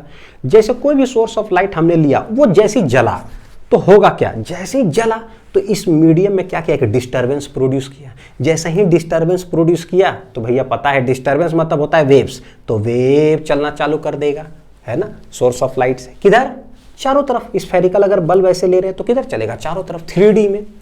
तो बोलते हैं कि जैसे ही वेव चलता है एट ए पर्टिकुलर डिस्टेंस पर जाकर और at a particular instant of time पर, अगर हम बोले कि फेस क्या होगा तो फेस हो जाएगा कांस्टेंट, है ना। समझ में कुछ नहीं आया कि क्या बोल रहे हो अनिल सर, क्या बोल दिया आपने, इतना हाई लेवल? छोड़ दो, थोड़ा देर में अभी बताता हूँ डायग्राम से कि एट ए पर्टिकुलर डिस्टेंस पर जाकर सारे पार्टिकल्स सेम फेज में क्या करेगा, वाइब्रेट करेगा, सारे पार्टिकल। 3D में देख लो ऐसे करके, है ना, सेम फेज। उसी को हम लोग इमेजिनरी सरफेस को बोलते हैं क्या, wave front, where all the particles are vibrating in the same phase. तो देखो क्या, the locus of all the points of the medium, locus किसका, all points of the medium at which the waves reach कहां, simultaneously उस point पर पहुंचता हो, such that all points are vibrating in क्या, सेम फेज। तो वैसे को हम लोग बोलते हैं क्या, वेव फ्रंट। और यहां पर लिख दो कि it is an imaginary surface. बताता हूं अभी सब कुछ पूरा डिटेल में, मेरे को पता है कि अभी समझ में नहीं आया होगा। It is an imaginary surface, direct एक शॉर्ट में से, where phase of all the particles, it is an imaginary surface where phase of all the particles vibrating are same. क्या है, phase of all the vibrating particles are same. थोड़ा अच्छे से English अगर लिखा जाए तो वाइब्रेटिंग पार्टिकल्स, है ना, वाइब्रेटिंग पार्टिकल्स, इसको लिख लो तो ऐसे। ये क्या हुआ ना कि अपना लैंग्वेज में हो गया, वाइब्रेटिंग पार्टिकल्स आर सेम, ठीक है। फेज सेम होगा, कोई बात नहीं भैया। फेज क्या होता है, पहले तो फेज बताओ, ठीक, एक झलक देख लेते हैं जरा। यहाँ हो, थोड़ा सा पढ़े हैं पिछला, लेकिन थोड़ा सा तो भैया इंट्रोडक्शन चाहिए कि फेज क्या होता है। तो फेज का मीनिंग ही होता है ना समझने के लिए, angle. Please see lecture 1।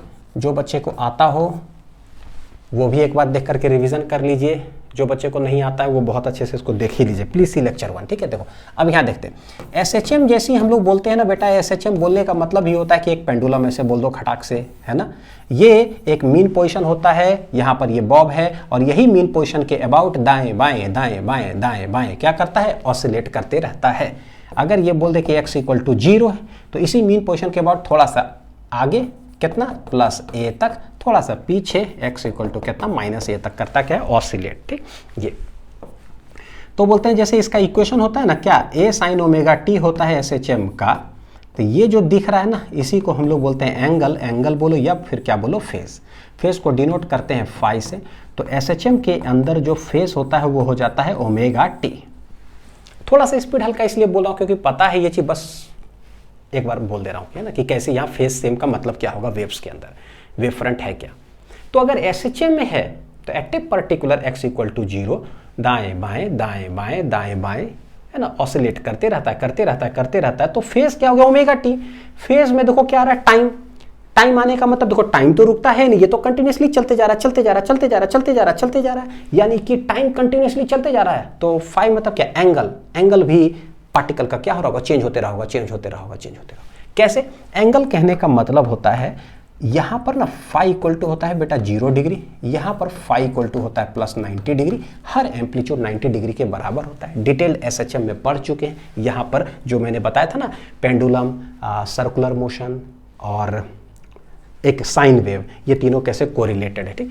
Her amplitude 90 degree बराबर होता है, तो यहाँ पर फेस 90, यहाँ पर फेस कहता है -90, और बाकी जगह पर तो मान लो 0 है, 1 डिग्री, 2 डिग्री, 30, 40, 50, 60, 70, 80, यानी कि किसी भी टाइम पर मान लो कि फेज है लेट t इक्वल टू ना कुछ बोल दिया t1, ठीक है, ऐसे ऑसिलेट कर रहा है, रुक जाओ, ठीक है, रुक गया, बताओ कितना एंगल, तो बोलते हैं लेट भैया कितना एंगल, तो मान लो कि 30 डिग्री है, तो 30 डिग्री यहाँ पर है, मान लो यहाँ पर क्या है, फाई इक्वल टू फेस कहता है 30 डिग्री।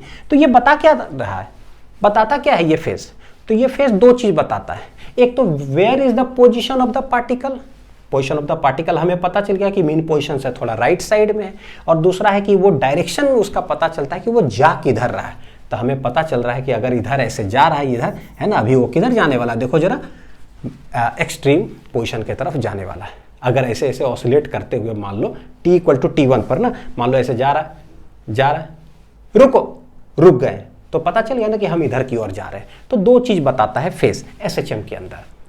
अच्छा, जैसा ही हम लोग वेव्स के अंदर आते हैं, वेव्स में क्या होता है कि भाई पार्टिकल वाइब्रेट कर रहा है, ऐसे वेव जाता है, ऐसे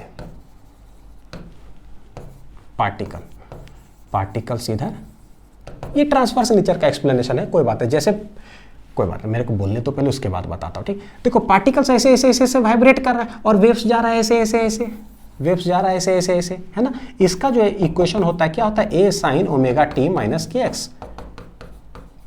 तो भैया इसमें फेस क्या हो गया, तो ये जो हो गया वही हो गया मेरा फेस का मतलब होता है फाई, यानी वेव्स के अंदर जो फेस होता है ना, वो होता है कितना, ओमेगा t माइनस kx। क्या होता है face, omega t minus kx। SHM के अंदर सिर्फ टाइम पर डिपेंड किया था, यानी x इक्वल टू 0 जो मीन है ना, वो है फिक्स, उसी के दाएं बाएं घड़ी के साथ टाइम बढ़ रहा है, फ्लक्चुएट। इसके अंदर क्या है भैया, तो इसके अंदर ओमेगा टी तो है, यानी टाइम कंटिन्यूसली बढ़ते जाएगा, फ्लक्चुएट तो करेगा पार्टिकल, ये kx भी है।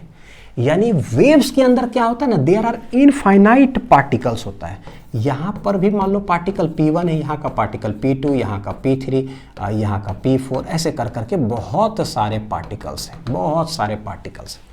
और हर पार्टिकल क्या करता है भैया, एसएचएम फ्लक्चुएट, सब फ्लक्चुएट कर रहा है ना, अपने अपने जगह पर, और वो डिस्टर्बेंस प्रोड्यूस करता है, वो बगल वाला को डिस्टर्ब करता है, वो बगल इस तरह से डिस्टर्बेंस भागता है किधर, आगे की ओर, ठीक है। तो ये फेस जो है ना, टाइम और एक्स पे भी डिपेंड कर रहा है, यानी कि phi is a function of, पता है क्या, टी और एक्स दोनों बोलो। तो जैसे ही यहां पर बोला होगा ना, फेज अगर हमको बोलना है कि phase of the particle is constant या सेम फेज में है, तो कांस्टेंट का मतलब क्या हो गया, एक्स भी फिक्स और टी भी फिक्स, तो भैया ये भी कांस्टेंट हो जाएगा, ये भी कांस्टेंट हो जाएगा, तभी जाकर के फेज हो गया मेरा कांस्टेंट। सही है कि नहीं। अगर भाई कोई भी वेरिएबल अगर हो गया, जैसे बोलो एक्स वेरिएबल है मान लो, तो एक्स वेरिएबल का मतलब क्या होता है कि यहाँ का भी हो सकता है, तो एक्स इधर है ना, तो एक्स इक्वल टू 1 2 3 4 5, भाई कोई भी पार्टिकल हो सकता है, ये तो वेरिएबल हो गया। अच्छा, टी वेरिएबल का मतलब, टी का मतलब होता है कि सबसे पहले तो एक्स बताओ कि कौन से पार्टिकल के बारे में बात कर रहे हो। तो एक्स इक्वल टू कुछ अगर बोलोगे, मान लो एक्स इक्वल टू बोल दिया मैंने 5 मीटर, पर मान लो ये पार्टिकल आ गया P6, ठीक। तो एक्स इक्वल टू कुछ बोलने पर पता चलता है कि किस पार्टिकल की बात कर रहे हो, पोजीशन ऑफ द पार्टिकल पता चल गया। और उसके बाद होता है टाइम पर आते हैं। टाइम का मतलब होता है कि भैया घड़ी चल रहा है और वहां का पार्टिकल दाएं बाएं कर रहा है। देखो घड़ी चल रहा है, ये दाएं बाएं। अब टी को भी करो कांस्टेंट, तो 1 2 3 4 5 6 7 8 9 10, रुक जाओ, तो भैया रुक गया। तो बताओ पार्टिकल कहां था, तो मेरा हाथ रुका ऊपर, यानी बोले इस समय पार्टिकल जो है ना अभी यहां पर है। तो पता चल जाता है कि भैया पार्टिकल जो एसएचएम कर रहा है वो अपर एक्सट्रीम पर है। पोजीशन ऑफ द पार्टिकल पता चला, देखो जरा, जैसे टाइम मैंने कुछ रखा तो पता चला पोजीशन, और डायरेक्शन भी पता चल गया कि अब वो ऑसिलेट करके किधर आएगा, टुवर्ड्स द मीन पोजीशन, यानी नीचे की ओर आएगा। यानी कि फेज बेसिकली हमेशा दो चीज बताता है, position of the particle, direction of motion of the particle. लेकिन x ओमेगा टी माइनस के एक्स का मतलब हुआ कि पहले x इक्वल टू कुछ रखो, पता करो कि कौन सा पार्टिकल, और उसके बाद टाइम भी फिक्स करो, तो पता चलेगा कि वो पार्टिकल जो ऑसिलेट कर रहा है वो कहां पर है भाई, एग्जैक्ट, तो जाकर के फाई हो जाता है कांस्टेंट। यही डिफरेंस है एसएचएम और वेव्स के फेज में। तो ओमेगा टी का जनरल मीनिंग हुआ फ्लक्चुएशन दाएं बाएं, और एक्स है कि कौन सा पार्टिकल फ्लक्चुएशन। बोले ना, हर इक्वेशन से दिखता है बहुत भयानक तरीके से। तो अब जब हम कोई लाइट जलाएं, कोई बल्ब हमारा जब जला तो क्या हो गया, क्या हो गया भाई? तब बोले कि सोर्स ऑफ लाइट है, बल्ब है हमारा। जैसे ये बल्ब जला तो हुआ क्या, यहां से रेज ऑफ लाइट ऐसे ऐसे वेव्स के फॉर्म में क्या होगा, निकलेगा, इधर भी निकलेगा, इधर भी निकलेगा, सब जाएगा। देखो गया सब, है ना, सब तरफ जाएगा, इनफाइनाइट यहां से ऐसे ऐसे करके निकलेगा। अब हमें बोला जाता है क्या कि जैसे ही एक सोर्स ऑफ लाइट जला ना, तो एक ऐसा इमेजिनरी सरफेस होगा जहां पर all the particles will be vibrating in the same face. इस लाइन को अच्छे से दिमाग बैठाओ कि ऑल द पार्टिकल्स जो है should be vibrating in the same phase, same phase. तो भैया सेम फेज में हो सारे पार्टिकल्स, ऐसा कब होगा? तो बोले फाई इक्वल टू होता है क्या, देखो ओमेगा टी माइनस के एक्स, क्योंकि वेव ऐसे जा रहा है भाई, तो वेव ऐसे जा रहा है, तो ये ऐसा हो गया। तो सबसे पहले क्या करना है, एट ए डिस्टेंस x, यानी लेट x इक्वल टू ले लेते हैं, मान लो कि x1, क्या ले लो, x1। तो यानी हमें ये पहले पता चला कि लेट यहां से x इक्वल टू जब x1 लिए तो आगे मान लो यहां पर, क्या आगे यहां पर, तो फिक्स हो गया ये। अब यहां पर जैसे आएंगे तो बोले कि भाई कोई बल्ब से बताओ बेटा कि सोर्स ऑफ लाइट से जो रेज ऑफ लाइट निकला है वो कितने डायरेक्शन में निकला है, क्या सिर्फ इसी डायरेक्शन में निकला क्या? नहीं भैया, इधर भी, इधर भी, इधर भी, इधर भी, इधर भी, इधर भी, इधर भी, इधर भी, इधर इधर इधर, यानी कि पूरे 3D में निकला है। तो जैसे ही 3D में निकला है चारों तरफ, तो हम बोले eight x equal to x1, तो भैया किधर, तो इधर भी, इधर भी, इधर भी, इधर भी, सब तरफ। तो eight x equal to x1 यहाँ है, तो eight x equal to x1 यहाँ है, देखो eight x equal to x1 यहाँ है, यहाँ है, यानी कि समझ में आ रहा है। बहुत अच्छे से इसको ना एकदम दिमाग लगा करके समझो, बहुत आसान है। एक बार अगर वो मीनिंग समझ में आया ना कि ओमेगा टी माइनस के एक्स क्या होता है, तो फिर आसान है। नहीं तब तो फिर जो है वही रटंती विद्या, फिर तो दुनिया गोल हो जाता है बेटा। रटो बैठ करके, रटना बड़ी आसान है। 4 वो अंग्रेजी लाइन है हाइगन्स का, वो रट लिए, लिख दोगे एग्जाम में, बोर्ड में भी नंबर आ जाएगा, और फॉर्मूला रट लिए तो कंपटीशन में भी। लेकिन दिखना चाहिए भैया ओमेगा टी माइनस के एक्स क्या है। तो एट x इक्वल टू जैसे हमने x1 किया तो इधर इधर इधर इधर इधर सब जगह पर पहुंच गए, ठीक है, पहुंच गए। अब इसका मतलब क्या हुआ कि यहाँ कभी पार्टिकल दाएं बाएं दाएं बाएं, यहाँ कभी पार्टिकल दाएं बाएं दाएं बाएं दाएं बाएं दाएं बाएं, क्या कर रहा है सब, SHM SHM SHM कर रहा है, सब SHM SHM SHM कर रहा है, ठीक है। हालांकि एक चीज बता ही देता हूँ कि जो मैंने देखो वेव्स ऐसे बनाए और पार्टिकल बोल रहा हूँ कि ऐसे दाएं बाएं कर रहा है, तो ये कौन सा नेचर के बारे में बात कर रहा हूँ, ट्रांसवर्स नेचर के बारे में बात कर रहा हूँ। कौन सा, ट्रांसवर्स। अब हाइगन्स वेव थ्योरी सब पढ़ रहे तो लॉन्गिट्यूडनल नेचर, यानी कि यहाँ का पार्टिकल, ठीक है मैं ऐसे बता रहा हूँ, लेकिन अकॉर्डिंग टू हाइगन्स यहाँ का पार्टिकल किधर वाइब्रेट कर रहा होगा सोचो। तो बोले वेव्स इधर जा रहे हैं तो इधर ही वाइब्रेट कर रहा होगा, किधर वाइब्रेट कर रहा होगा, इधर ही दाएं बाएं दाएं बाएं दाएं बाएं दाएं बाएं दाएं बाएं दाएं बाएं। कोई दिक्कत नहीं, चाहे ऐसे बनाओ चाहे वैसे बनाओ। तो एट टी, अब टी इक्वल टू T1 भी फिक्स करो भाई, T equal to let it भी क्या है T1, क्योंकि अगर x इक्वल टू x1 आपने फिक्स किया तो x इक्वल टू x1 तो हो गया, x1 तो हो गया, x1 तो हो गया, लेकिन यहाँ का पार्टिकल ऊपर नीचे अलग, यहाँ का पार्टिकल ऊपर नीचे अलग। तो बोलते हैं कि भाई फेज को कांस्टेंट करना है तो टाइम को भी कांस्टेंट करो, यानी कि सारे पार्टिकल्स को ना at any instant of time पर रोको और तब विजुअलाइज करो।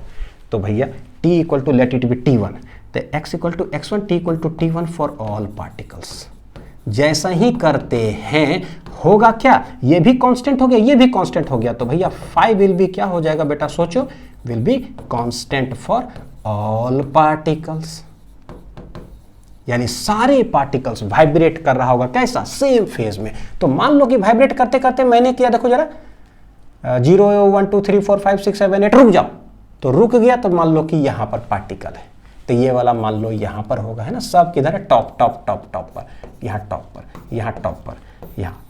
जैसे ही मैंने 8 सेकेंड किया तो सब टॉप टॉप टॉप पर आ गया।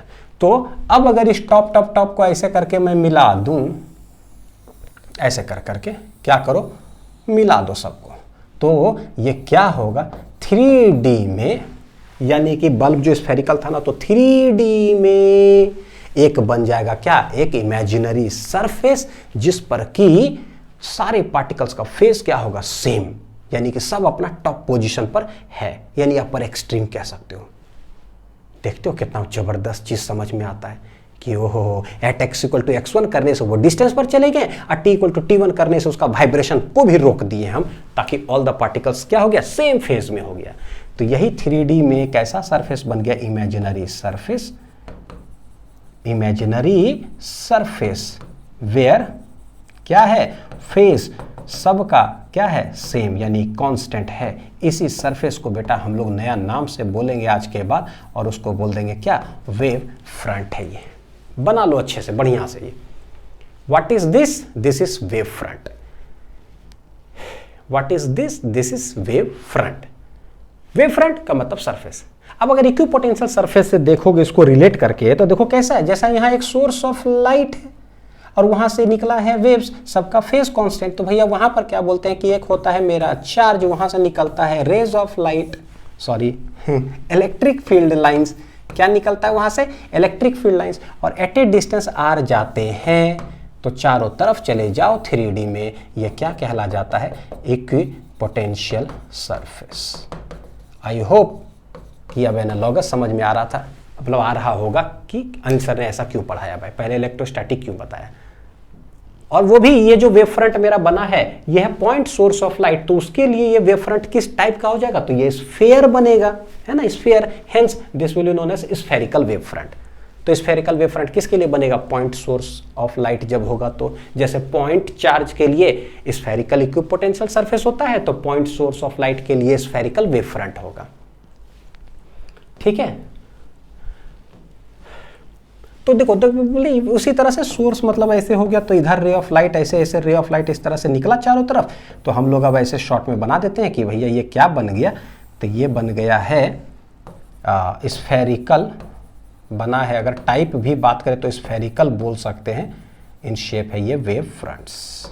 ठीक है, तो देखो क्या, the locus of all points of the medium, यानी कि इस मीडियम के अंदर सारे पॉइंट्स को ज्वाइन करो, locus of all the point, जितना है भाई सब पॉइंट्स को ज्वाइन करो जितने, ठीक है, eight which the waves reach simultaneously, यानी एक ही इंस्टेंट पर, तो देखो x इक्वल टू x1 कर दिया, t इक्वल टू t1 कर दिया, तो एकदम उसी इंस्टेंट पर सारे वेव्स उस पॉइंट पर पहुंचता है, देखो धड़ाक धड़ाक धड़ाक धड़ाक, सब एक ही साथ पहुंचा होगा, तभी तो सबका फेज सेम हो गया, है ना।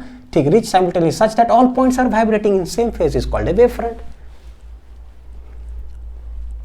ठीक है, परमिशन है सर आगे जाने की, बिल्कुल मैं जा सकता हूं अब, है ना। अब आ जाओ, अब बहुत आसान हो गया है। टाइप्स ऑफ वेव फ्रंट, तो भाई पहला होता है स्फेरिकल वेव फ्रंट, तो बताओ स्फेरिकल वेव फ्रंट किसके लिए होगा, अभी हमने देखा भाई it is obtained from a point source of light, point source of light, लेकिन point to be noted up to a finite distance ही, यानी कि पॉइंट सोर्स ऑफ लाइट से रे ऑफ लाइट देखो निकलता है ऐसे ऐसे सब तरफ निकलेगा, लेकिन up to a finite distance तक ही अगर हम बात करेंगे ना, तब जाकर के बनता है क्या, स्फेरिकल वेव फ्रंट।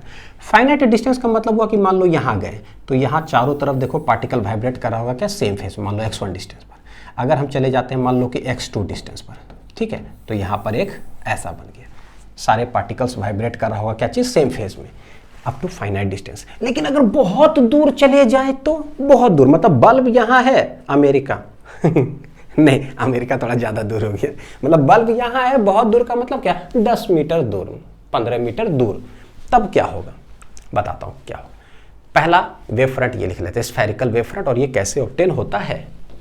दूसरा आता है देखो plane wave front, plane wave front, तो इलेक्ट्रोस्टैटिक्स का क्या था, अगर ऐसे ऐसे ऐसे इलेक्ट्रिक फील्ड लाइंस हो तो भैया इक्विपोटेंशियल सरफेस ईपीएस जो है वो बनता है इस तरह से। ठीक, यहां देखो क्या बोलता है कि पॉइंट सोर्स ऑफ लाइट हो, पॉइंट सोर्स ऑफ लाइट हो, वहां से फाइनाइट डिस्टेंस पर अगर बनाओगे ना तब तो वो स्फेरिकल बन जाएगा, लेकिन अगर वही पॉइंट सोर्स ऑफ लाइट से ना बहुत दूर एट ए लार्ज डिस्टेंस अगर चले जाओ तब क्या होगा, एट ए लार्ज डिस्टेंस चले जाओ तब क्या होगा। तो बोले यहां से रे ऑफ लाइट कैसे निकलता है, ऐसे ऐसे ऐसे ऐसे ऐसे, तो मैंने 4-5 बना दिया है, सोचो ऐसा ही है, यहाँ बनाओगे यहाँ बनाओगे यहाँ, ऐसे कर करके खूब बनेगा, चारों तरफ बनेगा। तो देखो क्या है, जैसे ही यहाँ पर मैंने 4-5 बनाया, बहुत दूर आ जाओ, तो इस पॉइंट सोर्स ऑफ लाइट से मैं बहुत दूर आ जाता हूँ, आ गया, ठीक है। अब ये बस इसी पार्ट को देखो, पॉइंट सोर्स से ही आया, बस थोड़ा सा दूर आए ना तब देखो ये कैसा लगता है, ऐसा लग रहा है जैसे कि ये पैरेलल स्ट्रेट लाइंस और इक्विडिस्टेंट फ्रॉम ईच अदर है, यूनिफॉर्म लाइंस जैसा लग रहा है ना, यानी ये यूनिफॉर्म रेज ऑफ लाइट हो गया। तो भैया यूनिफॉर्म रेज ऑफ लाइट अगर हो जाए तो सोचो कि इक्विपोटेंशियल सरफेस कैसे बनाएंगे, तो बोले इसके ठीक परपेंडिकुलर होगा, यानी कि इसमें अगर वेव फ्रंट की बात करें तो कैसा बनेगा, बोले इसके ठीक परपेंडिकुलर कर दो तो ऑल द पार्टिकल्स जो होगा ना इस प्लेन पर will be vibrating in the same phase. ठीक है, तो हम यहां पर बनाएंगे इसके ठीक, देखो कैसे परपेंडिकुलर, ये ऐसे, तो ये कैसा कहला जाएगा, इसको बोलेंगे planar wave front, planar wave fronts. अब मीनिंग समझ में आ गया कि भैया एक ऐसा सरफेस जो कि क्या हो, फेस उस पर हो सेम, बस। तो ऐसे अगर वेव्स जा रहा हो, वेव्स अगर ऐसे जा रहा हो, प्लेन्स ऐसे ऐसे ऐसे ऐसे है, तो उसके ठीक परपेंडिकुलर में सारे particles will be vibrating in the क्या होगा, सेम फेस, है ना। इलेक्ट्रोस्टैटिक्स का हेल्प लेकर के अब हम समझ सकते हैं। अब यहां देखो जैसे स्फेरिकल वाला हम देखे थे, रेज ऑफ लाइट ऐसे जा रहा है, तो भैया रेज ऑफ लाइट के ठीक परपेंडिकुलर ही तो होगा, देखो, है ना। तो हमेशा रेज ऑफ लाइट के परपेंडिकुलर में ही बनेगा हमारा क्या, वेव फ्रंट्स। तो यहाँ रेज ऑफ लाइट ऐसे है, उसके ठीक क्या है, देखो परपेंडिकुलर में बनता है मेरा वेव फ्रंट्स। ये रेज ऑफ क्या हो गया, लाइट। तो एक देखो क्या, इट इज ऑब्टेन्ड बाय, यहां देख लेते, at a large distance from the point source of light, यानी इट इज ऑब्टेन्ड कैसे, कहां ऑब्टेन होता है plane wave front, at a large distance from the point source of light, point source से large distance पर obtain होता है।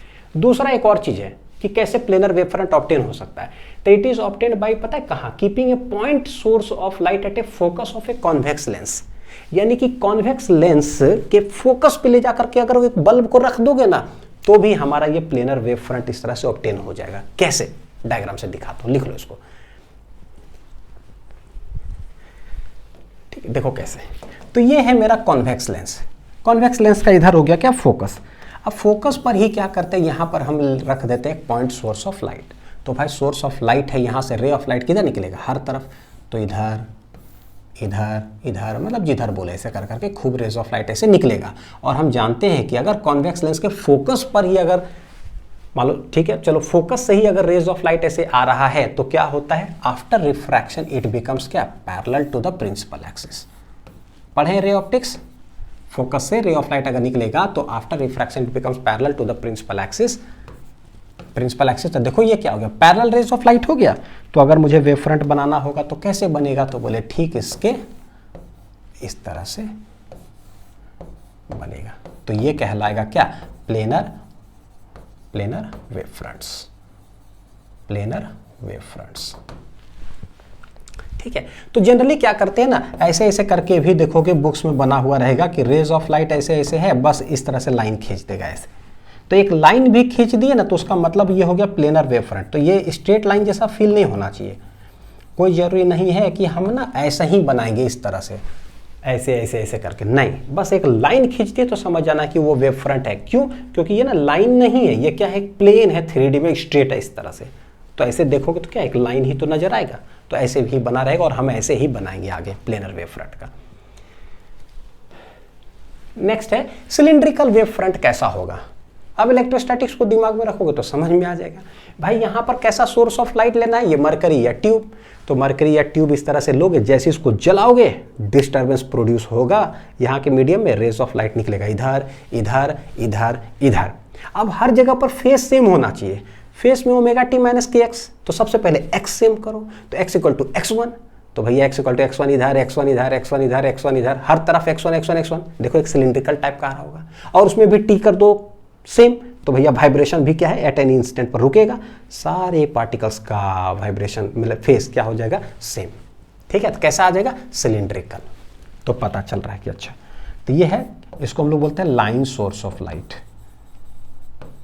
Line source of light, या लीनियर सोर्स भी बोल सकते हो, linear source of light, line source जो भी।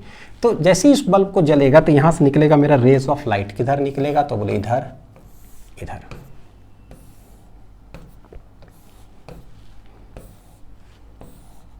ऐसे बना लो, बन गया। ठीक है, और वेव फ्रंट्स कैसा बनेगा, सिलिंड्रिकल इन शेप, ऐसे ऐसे। एक दो जितना बनाना चाहो बना सकते हो। तो ये कहलाएगा मेरा सिलिंड्रिकल वेव फ्रंट्स। तो it is obtained from light source which is linear in shape. Linear in shape होगा तो मरकरी या ट्यूब से। तो 3 तरह का वेव फ्रंट्स होता है। तो अब हम लोग देखते हैं हाइगन्स प्रिंसिपल। तो देखो अभी तक हम लोगों ने क्या पढ़ा कि हाइगन्स वेव थ्योरी, यानी उन्होंने पहली बार दुनिया को यह बताया कि लाइट जो है चलता कैसे, वेव की तरह चलता है। अब स्वाभाविक है कि पहली बार अगर कोई नया कॉन्सेप्ट आप दुनिया में दोगे तो लोग तो पूछेंगे कि एग्जैक्ट डिटेल्ड मैकेनिज्म बताओ कि अगर बल्ब मान लो जला तो बल्ब जलने के बाद एग्जैक्ट ऐसा हवा में या कोई मीडियम में हुआ क्या, लाइट चला कैसे वेव की तरह। तो हाइगन ने कहा कि ठीक है, मैं पूरा अंदरूनी मैकेनिज्म बताता हूं कि एग्जैक्ट जब बल्ब जला ना तो लाइट चला कैसे। तो अंदरूनी मैकेनिज्म के लिए उन्होंने एक प्रिंसिपल दिया जो कहलाया हाइगन्स प्रिंसिपल। तो देखो क्या, व्हाट इज हाइगन्स प्रिंसिपल। तो ओवरव्यू के रूप में देखोगे ना, it tells how a wave propagates through a medium. किसी भी मीडियम से वेव चलता कैसे, बस। अब उसको लेकर क्या है कि उनका एक स्टेटमेंट होगा, लेकिन ये स्टेटमेंट अगर अभी मैं पढ़ूंगा बेटा तो आपको कुछ समझ में आएगा नहीं, ठीक है। बिल्कुल हमें भी नहीं समझ में आया कि क्या है। क्यों?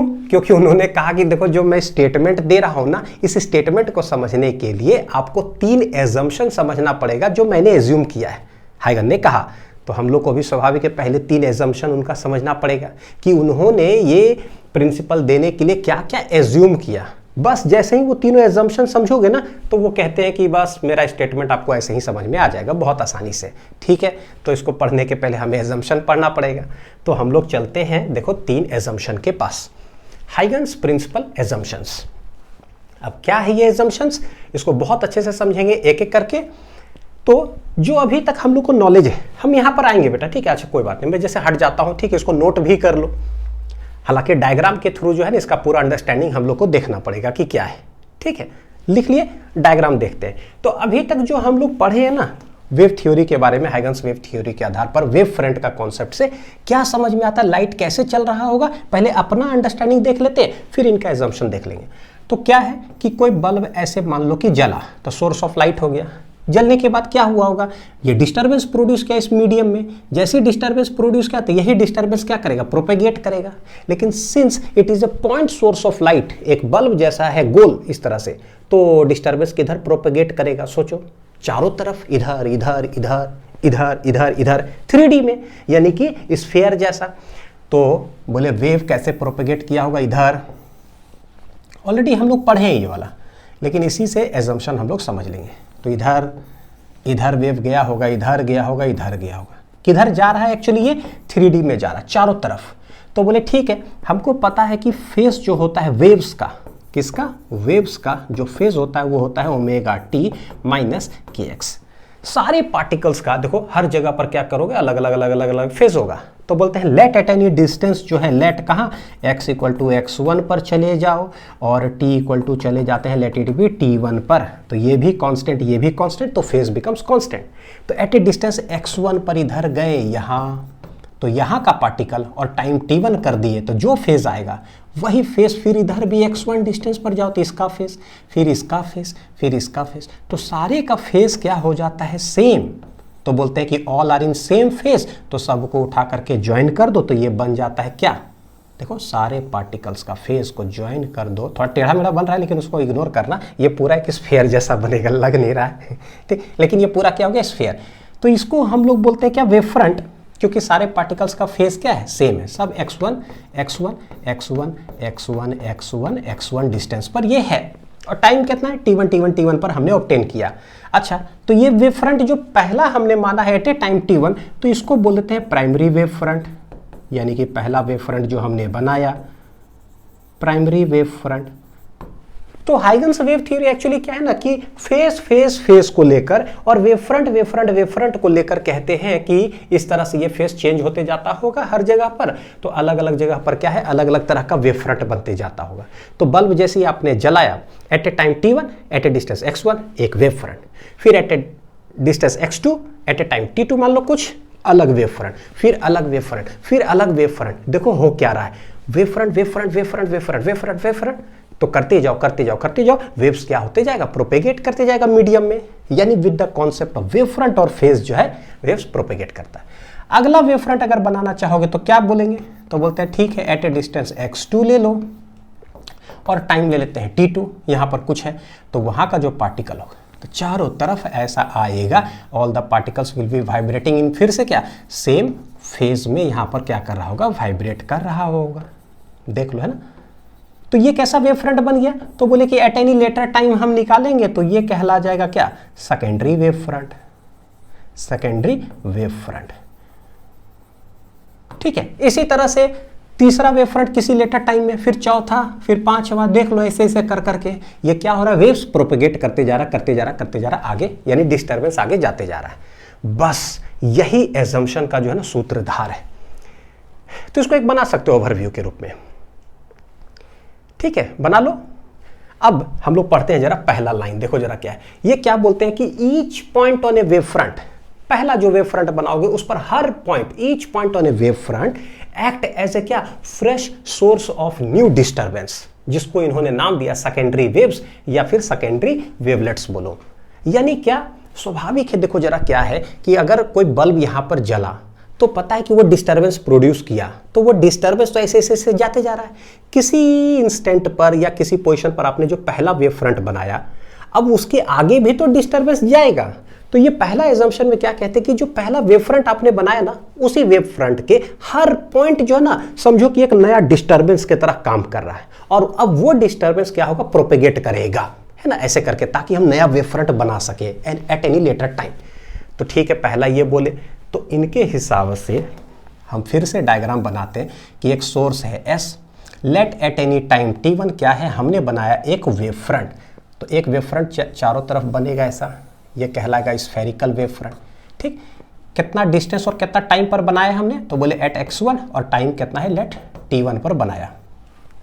तो ये हमने बोल दिया क्या है, what is this, this is primary wave front, पहला वेव फ्रंट है ये। ठीक है, बना दिया। अब ये बोलते हैं क्या, इसी वेव फ्रंट पर हर पॉइंट ना एक नया सोर्स ऑफ डिस्टरबेंस की तरह काम करता है। यानी ये पॉइंट है, अब ये नया सोर्स ऑफ डिस्टरबेंस की तरह काम करेगा, ये भी पॉइंट है नया सोर्स की तरह काम करेगा, ये भी पॉइंट है नया सोर्स। ऐसा ही करके इस पर कितने पॉइंट्स हो के सोच लो, इनफाइनाइट पॉइंट्स है भाई। ये तो बना रहे समझाने के लिए 4 5 6 7 8, है कि नहीं, लेकिन है तो इनफाइनाइट पॉइंट्स। सारे points act as a source of new disturbance, यानी ये पॉइंट अब नया डिस्टर्बेंस की तरह काम कर रहा है। तो सोचो, है तो एक पॉइंट, अब एक पॉइंट सोर्स अगर नया डिस्टर्बेंस की तरह स्प्रेड अगर होगा तो कैसा उसका शेप होगा, सोचो सोचो, दिमाग लगाओ, कैसा स्प्रेड होगा। तो पता है भैया, पॉइंट सोर्स से स्प्रेड कैसा होता है, 3D में स्प्रेड होता है डिस्टर्बेंस चारों तरफ। तो बनाएंगे एक इमेजिनरी सरफेस, तो देखो कैसा बनेगा, स्फेरिकल ही तो बनेगा। तो ये बोले कि देखो, ये जो न्यू सोर्स ऑफ डिस्टर्बेंस जो स्प्रेड होगा, तो कैसा स्प्रेड होगा, इन द फॉर्म ऑफ स्फीयर्स। और स्फीयर्स में जो स्प्रेड होगा ना, यही स्फीयर्स को उन्होंने क्या कहा, देखो स्फीयर्स बोल दो, या इसको उन्होंने कहा क्या, सेकेंडरी वेव्स बोलो। क्या बोलो, सेकेंडरी वेव्स और सेकेंडरी वेवलेट्स। क्या बोल दिया इसको उन्होंने, सेकेंडरी वेवलेट्स। यही है कि ये डिस्टर्बेंस स्प्रेड आउट होते जा रहा है, चारों तरफ स्प्रेड होगा। तो इसको लेकर के ना देखो सेकेंड लाइन भी है कि जो सेकेंडरी वेवलेट्स जिनको उन्होंने कहा कि वो स्फीयर्स के तरफ जो है 3D स्फेरिकल शेप पे चारों तरफ जो स्प्रेड होगा, the secondary wavelets spread out in कैसा डायरेक्शन, ऑल डायरेक्शन 3D में, with the speed of light in the given medium. स्वाभाविक बात है, डिस्टर्बेंस है, डिस्टर्बेंस स्प्रेड हो रहा है, इसका मतलब कि वेव्स स्प्रेड हो रहा है। किस स्पीड से स्प्रेड हो रहा होगा सोचो, तो बोले भाई जिस मीडियम में लाइट चल रहा है ना, वो तो लाइट वेव का जो उस मीडियम में जो स्पीड होगा, उसी स्पीड से सेकेंडरी वेवलेट क्या हो रहा होगा, चारों तरफ वहां से स्प्रेड आउट हो रहा होगा। तो आई होप कि ये दोनों समझ में आ गए।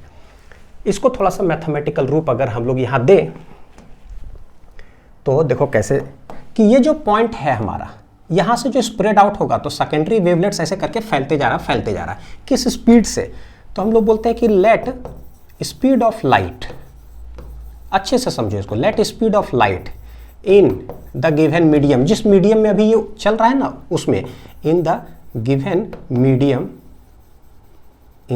मीडियम भी कितना मान लेते हैं, लेट इट बी वी। कोई एक मीडियम है जिसमें ये लाइट जो है ना चल रहा है, तो इसका स्पीड कितना हो गया, लेट इट बी वी।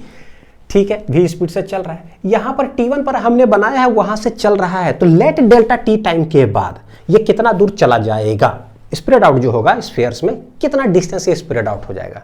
तो बोले स्पीड ले रहे हैं v, टाइम ले रहे हैं डेल्टा t, तो डिस्टेंस बराबर स्पीड इनटू टाइम यानी v डेल्टा t। तो बोलेंगे let in time delta t, in time कितना डेल्टा t। तो बोलेंगे डिस्टेंस मूव्ड या distance travelled by the secondary wavelets, secondary wavelets कितना हो जाएगा। तो बोले डिस्टेंस बराबर होता है कितना, स्पीड इनटू टाइम। डिस्टेंस होता है कितना, स्पीड इनटू टाइम। तो स्पीड कितना है, स्पीड है v और टाइम कितना है डेल्टा t, यानी ये कितना डिस्टेंस स्प्रेड होगा, तो डिस्टेंस हो जाएगा v delta t after time t, पहला वेव फ्रंट के बाद। तो ये सेकेंडरी वेवलेट्स जो है इतना डिस्टेंस ये ट्रैवल करेगा। ठीक है, तो देखो हम बनाते हैं, ये जो है स्प्रेड आउट हो रहा है। तो मैं ना थोड़ा सा देखो इसको मिटा देता हूं, इसको मिटा देता हूं। लेट बोलते हैं क्या, लेट, चलो इसको भी मिटा देता हूं, थोड़ा देर के बाद ये लिख ही दूंगा समझने के लिए।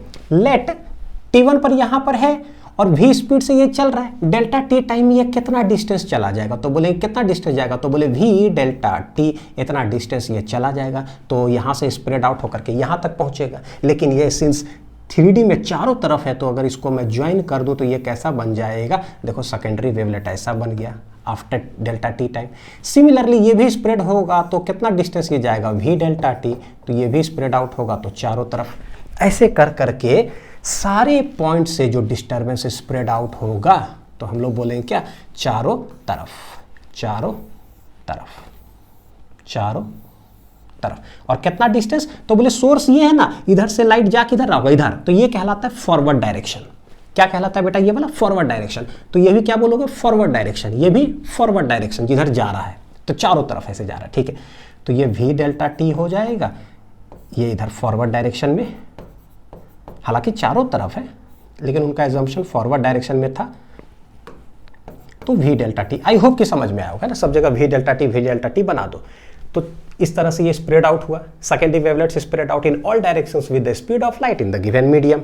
अब ये तीसरा चीज क्या बोलते हैं कि जो न्यू वेव फ्रंट ऑब्टेन होगा वो कैसे ऑब्टेन होगा, तो बोलते हैं eight any later time is given by the forward envelope of the secondary wavelets.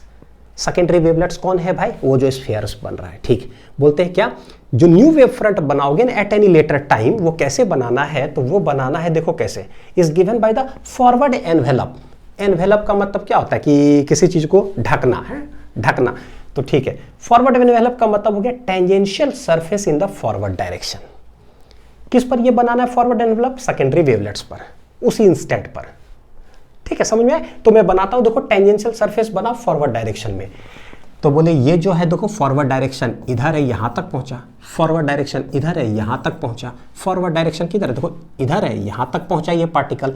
तो सोचो फॉरवर्ड डायरेक्शन में देखिए तो ये जो पार्टिकल वाइब्रेट कर रहा होगा, जो इसका फेज होगा, जो इसका फेज होगा, जो इसका फेज होगा, जो इसका फेज होगा, सबका फेज क्या होगा, ये वाला पता है, सेम कांस्टेंट फेज होगा, कांस्टेंट फेज होगा। तो यही सेकेंडरी वेवलेट्स पर बोलता है कि अगर फॉरवर्ड डायरेक्शन में अगर टेंजेंट बनाओगे ना, कॉमन टेंजेंट, तो टेंजेंट कैसे बनेगा, सोचो ऐसे, देख लो जरा, टच करते हुए आओ, टच करते हुए आओ, टच करते हुए आओ सब तरफ।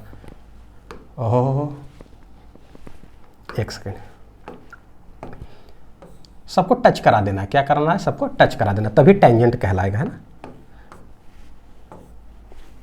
तो मैं जरा सबको टच करा देता हूं, देखो ये ऐसे ऐसे ऐसे टच कराओ, टच कराओ, टच टच टच। ये जो सबको टच कराते हुए कॉमन टेंजेंट जो हमने बनाया, तो ये क्या बनाया सोचो रहा था, इसको बोल रहे हैं common tangent to all secondary wavelets, secondary wavelets. ठीक, इसी को बोला जाता है क्या, सेकेंडरी वेव फ्रंट। इसी को उन्होंने क्या बोला, सेकेंडरी वेव फ्रंट। तो आई होप कि देखो बहुत अच्छे से ये क्लियर हुआ होगा। यही है सेकेंडरी वेवलेट। तो फिर से मैं लाइन पढ़ देता हूं, देखो जब द न्यू वेव फ्रंट जो बनेगा एट एनी लेटर टाइम, यानी t1 पर पहला था, t1 plus delta t time ले लेते हैं, तो आफ्टर यानी eight any later time is given by the forward envelope, यानी ढक दो। कैसे ढकोगे भाई, tangential surface in the forward direction of the secondary wavelets at that time. तो ये था 3 एजम्पशंस हाइगन्स प्रिंसिपल को समझने के लिए। अब सिंस जैसे ही ये तीनों एजम्पशन हमें समझ में आ गया ना, अब हम पढ़ते हैं इनका प्रिंसिपल कि वो स्टेटमेंट क्या था। देखते हैं समझ में आता है कि नहीं। तो देखो, अकॉर्डिंग टू हाइगन्स प्रिंसिपल ये क्या कहते हैं कि each point on a wave front is a source of secondary waves. एकदम सही है कि जो मेरा पहला वेव फ्रंट होता है, प्राइमरी वेव फ्रंट, उसके ईच पॉइंट जो है एक सोर्स की तरह काम करता है, सेकेंडरी वेव्स यानी कि सेकेंडरी वेवलेट्स की तरह, जो कि which add up to give a क्या है wave front at any later time. वही secondary wavelet secondary wavelet secondary wavelet सब बना दिए हम, और उसी को अगर ज्वाइन कर दोगे, सबको ऐड ऐसा करते चले जाओगे सारे पॉइंट्स को, तो एक नया वेव फ्रंट बन जाएगा। ठीक, तो आई होप कि ये क्लियर हो गया।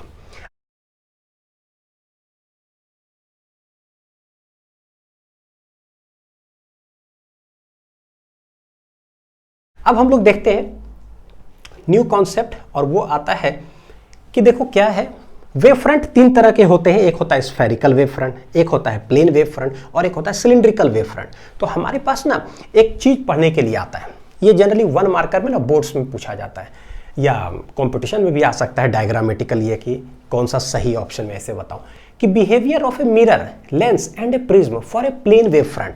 यानी कि जब कोई प्लेन वेव फ्रंट आ रहा हो तो मिरर, लेंस और प्रिज्म कैसे बिहेव करता है।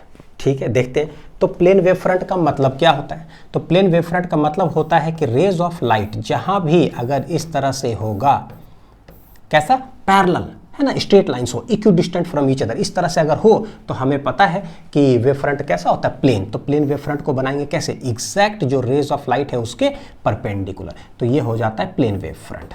ठीक, प्लेन वेव फ्रंट यानी कि all the particles will be vibrating in क्या है, सेम फेज।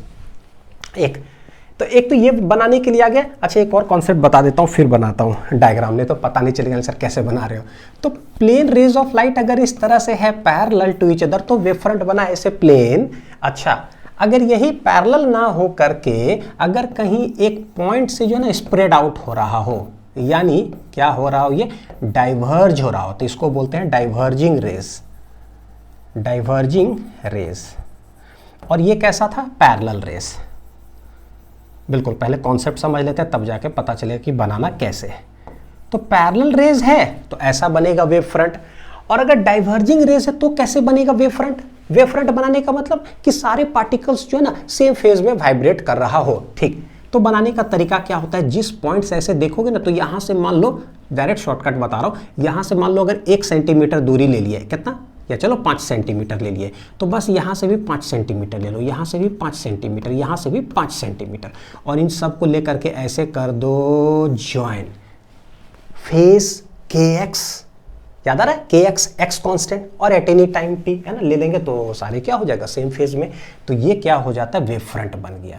सिमिलरली फिर मान लो कुछ और डिस्टेंस पर ले लो, तो सब ऐसे लेकर के सारे पार्टिकल्स को ऐसे ऐसे करके ज्वाइन कर दोगे तो एक नया वेव फ्रंट हो जाएगा। तो ये कहला जाता है वेव फ्रंट। कैसा है देखो, डाइवर्ज करा तो वेव फ्रंट हो गया। ये वेव फ्रंट बनाने का तरीका डाइवर्जिंग रेस के लिए।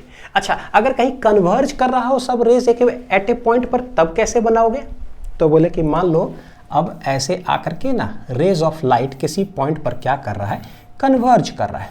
ठीक, तब कैसे बनाओगे, तो बस सेम फिर से वही शॉर्टकट टेक्निक लगाना है कि एट ए डिस्टेंस, इस पॉइंट से at a distance x, at a distance x, at a distance x, at a distance x, बस सब पॉइंट को ऐसे करके कर दो ज्वाइन। क्या कर दो, सब पॉइंट को कर दो ज्वाइन। बस जैसे ही ज्वाइन करोगे, जैसे ही सारे पॉइंट्स को ज्वाइन करोगे, ऑटोमेटिक क्या हो जाएगा, बन जाएगा मेरा वेव फ्रंट। और इस सरफेस पर जो ऐसा बनेगा उस पर सारे पार्टिकल्स वाइब्रेट करेंगे सेम फेज में। तो अगला वेव फ्रंट बनाना होगा तो सेम डिस्टेंस पे जाके ऐसे बना दो, ऐसे बना दो, बस खत्म। यही तीनों कॉन्सेप्ट से ना हम लोग लेंस, मिरर और प्रिज्म के लिए वेव फ्रंट बना देंगे। बनाने के लिए आता है बोर्ड्स में, ड्रॉ करने के लिए। तो मान लो ये जैसे क्या है, कॉनकेव मिरर, पहला फर्स्ट पार्ट कॉनकेव मिरर है, इसमें रेज ऑफ लाइट कैसे आ रहा है, late it B parallel rays of light. ओहो, कैसे आ रहा है पता है, पैरेलल रेज ऑफ लाइट आ रहा है। अच्छा, बोलोगे सर आपने क्यों माना पैरेलल रेज ऑफ लाइट ही आ रहा है, भाई रेज ऑफ लाइट तो कैसे भी आ सकता है, ऐसे भी लेकर के जा सकते हैं, ठीक है, लेकिन किसके लिए देखना है हमको, प्लेन वेव फ्रंट के लिए देखना है। तो अगर आपको प्लेन वेव फ्रंट का एनालिसिस करना है, यानी इंसिडेंट हो प्लेन वेव फ्रंट, तो उसके लिए रेज ऑफ लाइट कैसा आना चाहिए, पैरेलल। तो पैरेलल रेज ऑफ लाइट आ रहा है, और आने के बाद होता क्या है, since it is a concave mirror है तो ये क्या कर जाएगा, कन्वर्ज कर जाएगा किसी एक पॉइंट पर। तो कन्वर्ज कर गया रे ऑफ लाइट, ऐसे कन्वर्ज कर गया। अब बनाओ वेव फ्रंट, तो वेव फ्रंट कैसा बनेगा, तो बोले पैरेलल के लिए कैसा होता है, ऐसा, रेज ऑफ लाइट के ठीक कैसा होना चाहिए, परपेंडिकुलर। तो ये कहला जाएगा मेरा इंसिडेंट, क्या कहलाएगा, इंसिडेंट वेव फ्रंट, ठीक है। और कॉनकेव मिरर में क्या होता है, यहां से जाकर रिफ्लेक्ट होकर के रेज ऑफ लाइट यहां से आ रहा है, तो यहां पर जाकर के मीट किया, तो देखो कैसा है, कन्वर्ज कर रहा है सब। तो भाई वेव फ्रंट कैसे बनेगा, तो सिखा चुके, यहां से एक डिस्टेंस x ले लो, बस x ऐसे ऐसे कर करके ऐसे बना दो ये, तो ये कैसा हो जाएगा, देख लो, कहलाता है reflected wave front, reflected wave front, क्योंकि रिफ्लेक्ट होकर के उधर से रे ऑफ लाइट आ रहा है, इसीलिए। बस ऐसा ही हमें क्या करना होता है, डायग्राम बनाना होता है। तो ड्रॉ कर लो इसको अच्छे से। अब सब के लिए हम लोग देखते हैं, मिरर में कॉनकेव के लिए हमने देखा, अब देखेंगे कॉन्वेक्स मिरर के लिए। किसके लिए, कॉन्वेक्स मिरर। तो कॉन्वेक्स मिरर में प्लेन वेव फ्रंट कैसे होगा, पैरेलल रेज ऑफ लाइट आएगा, तो लेकर आओ भाई। तो पैरेलल रेज ऑफ लाइट ऐसे आता है, ऐसे आता है, और होता क्या, यहाँ डाइवर्ज कर जाता है, डाइवर्ज कर जाता है। लगता है कि किसी एक पॉइंट से ये आ रहा है, that point is known as focus, जानते हैं हम लोग। तो यहाँ पर हमें बनाना है इंसिडेंट, और सिंस यहाँ से मिरर से रिफ्लेक्ट हो रहा है रेज ऑफ लाइट ऐसे, तो रिफ्लेक्टेड वेव फ्रंट बनाना है। इंसिडेंट कैसा बनेगा, जस्ट परपेंडिकुलर धड़ाक से मार दो एकदम 90 डिग्री पर, तो ये कहला गया मेरा इंसिडेंट वेव फ्रंट। आसान लग रहा है ना कुछ नहीं। उसके बाद देखो ये रिफ्लेक्ट इधर हुआ, ये रिफ्लेक्ट इधर हुआ इस पॉइंट से, तो भाई इस पॉइंट से x डिस्टेंस ले लो यहाँ, तो यहाँ फिर x डिस्टेंस इधर, तो यानी कि ऐसे बना दो, एग्जैक्ट कर्वेचर एकदम ऐसे, है ना। तो ये हो जाएगा क्या, reflected wave front, reflected wave front. देख लो ऐसे करके क्या हो रहा है, इस पॉइंट से लग रहा है ना, डाइवर्ज कर रहा है, डाइवर्ज कर रहा है, तो यहाँ से एट ए डिस्टेंस x लेकर के ऐसे बना दो, तो ये हो जाएगा reflected wave front. Convex mirror का हो गया। नेक्स्ट देखते हैं कॉन्वेक्स लेंस। कॉन्वेक्स लेंस में प्लेन वेव फ्रंट आएगा कैसे, तो बोले कि जब पैरेलल रेज ऑफ लाइट आएगा तो, और जब पैरेलल रेज ऑफ लाइट आता है parallel to the principal axis, तो क्या हो जाता है, सब मीट कर जाता है at a point, that point is known as focus, ठीक है। हमें बनाना है वेव फ्रंट, तो ये बन जाएगा खटाक से ऐसे, जरा लाल से बना दे ऐसे, तो ये हो गया इंसिडेंट। इसको थोड़ा थिन करके लिखता हूँ, हाँ क्या है ये, इंसिडेंट वेव फ्रंट। और यहां पर हो क्या रहा है, तो रेज ऑफ लाइट इसे जाता है, रिफ्लेक्ट नहीं, ये क्या है, रिफ्रैक्ट करके जाके किसी पॉइंट पे मीट किया है। तो ये जो रेज ऑफ लाइट है ये कैसा, रिफ्रैक्टेड रेज है, तो वहां पर जो वेव फ्रंट बनेगा वो कैसा कहलाएगा, रिफ्रैक्टेड वेव फ्रंट। सिंस ये पॉइंट है तो यहां से कैसे एट ए डिस्टेंस x जाकर के ऐसे कर्वेचर ऐसे बना दो, ऐसे एक तो समझ लो एक रेडियस की तरह लेकर के ऐसे बना दो, तो ये मेरा कहला जाएगा रिफ्रैक्टेड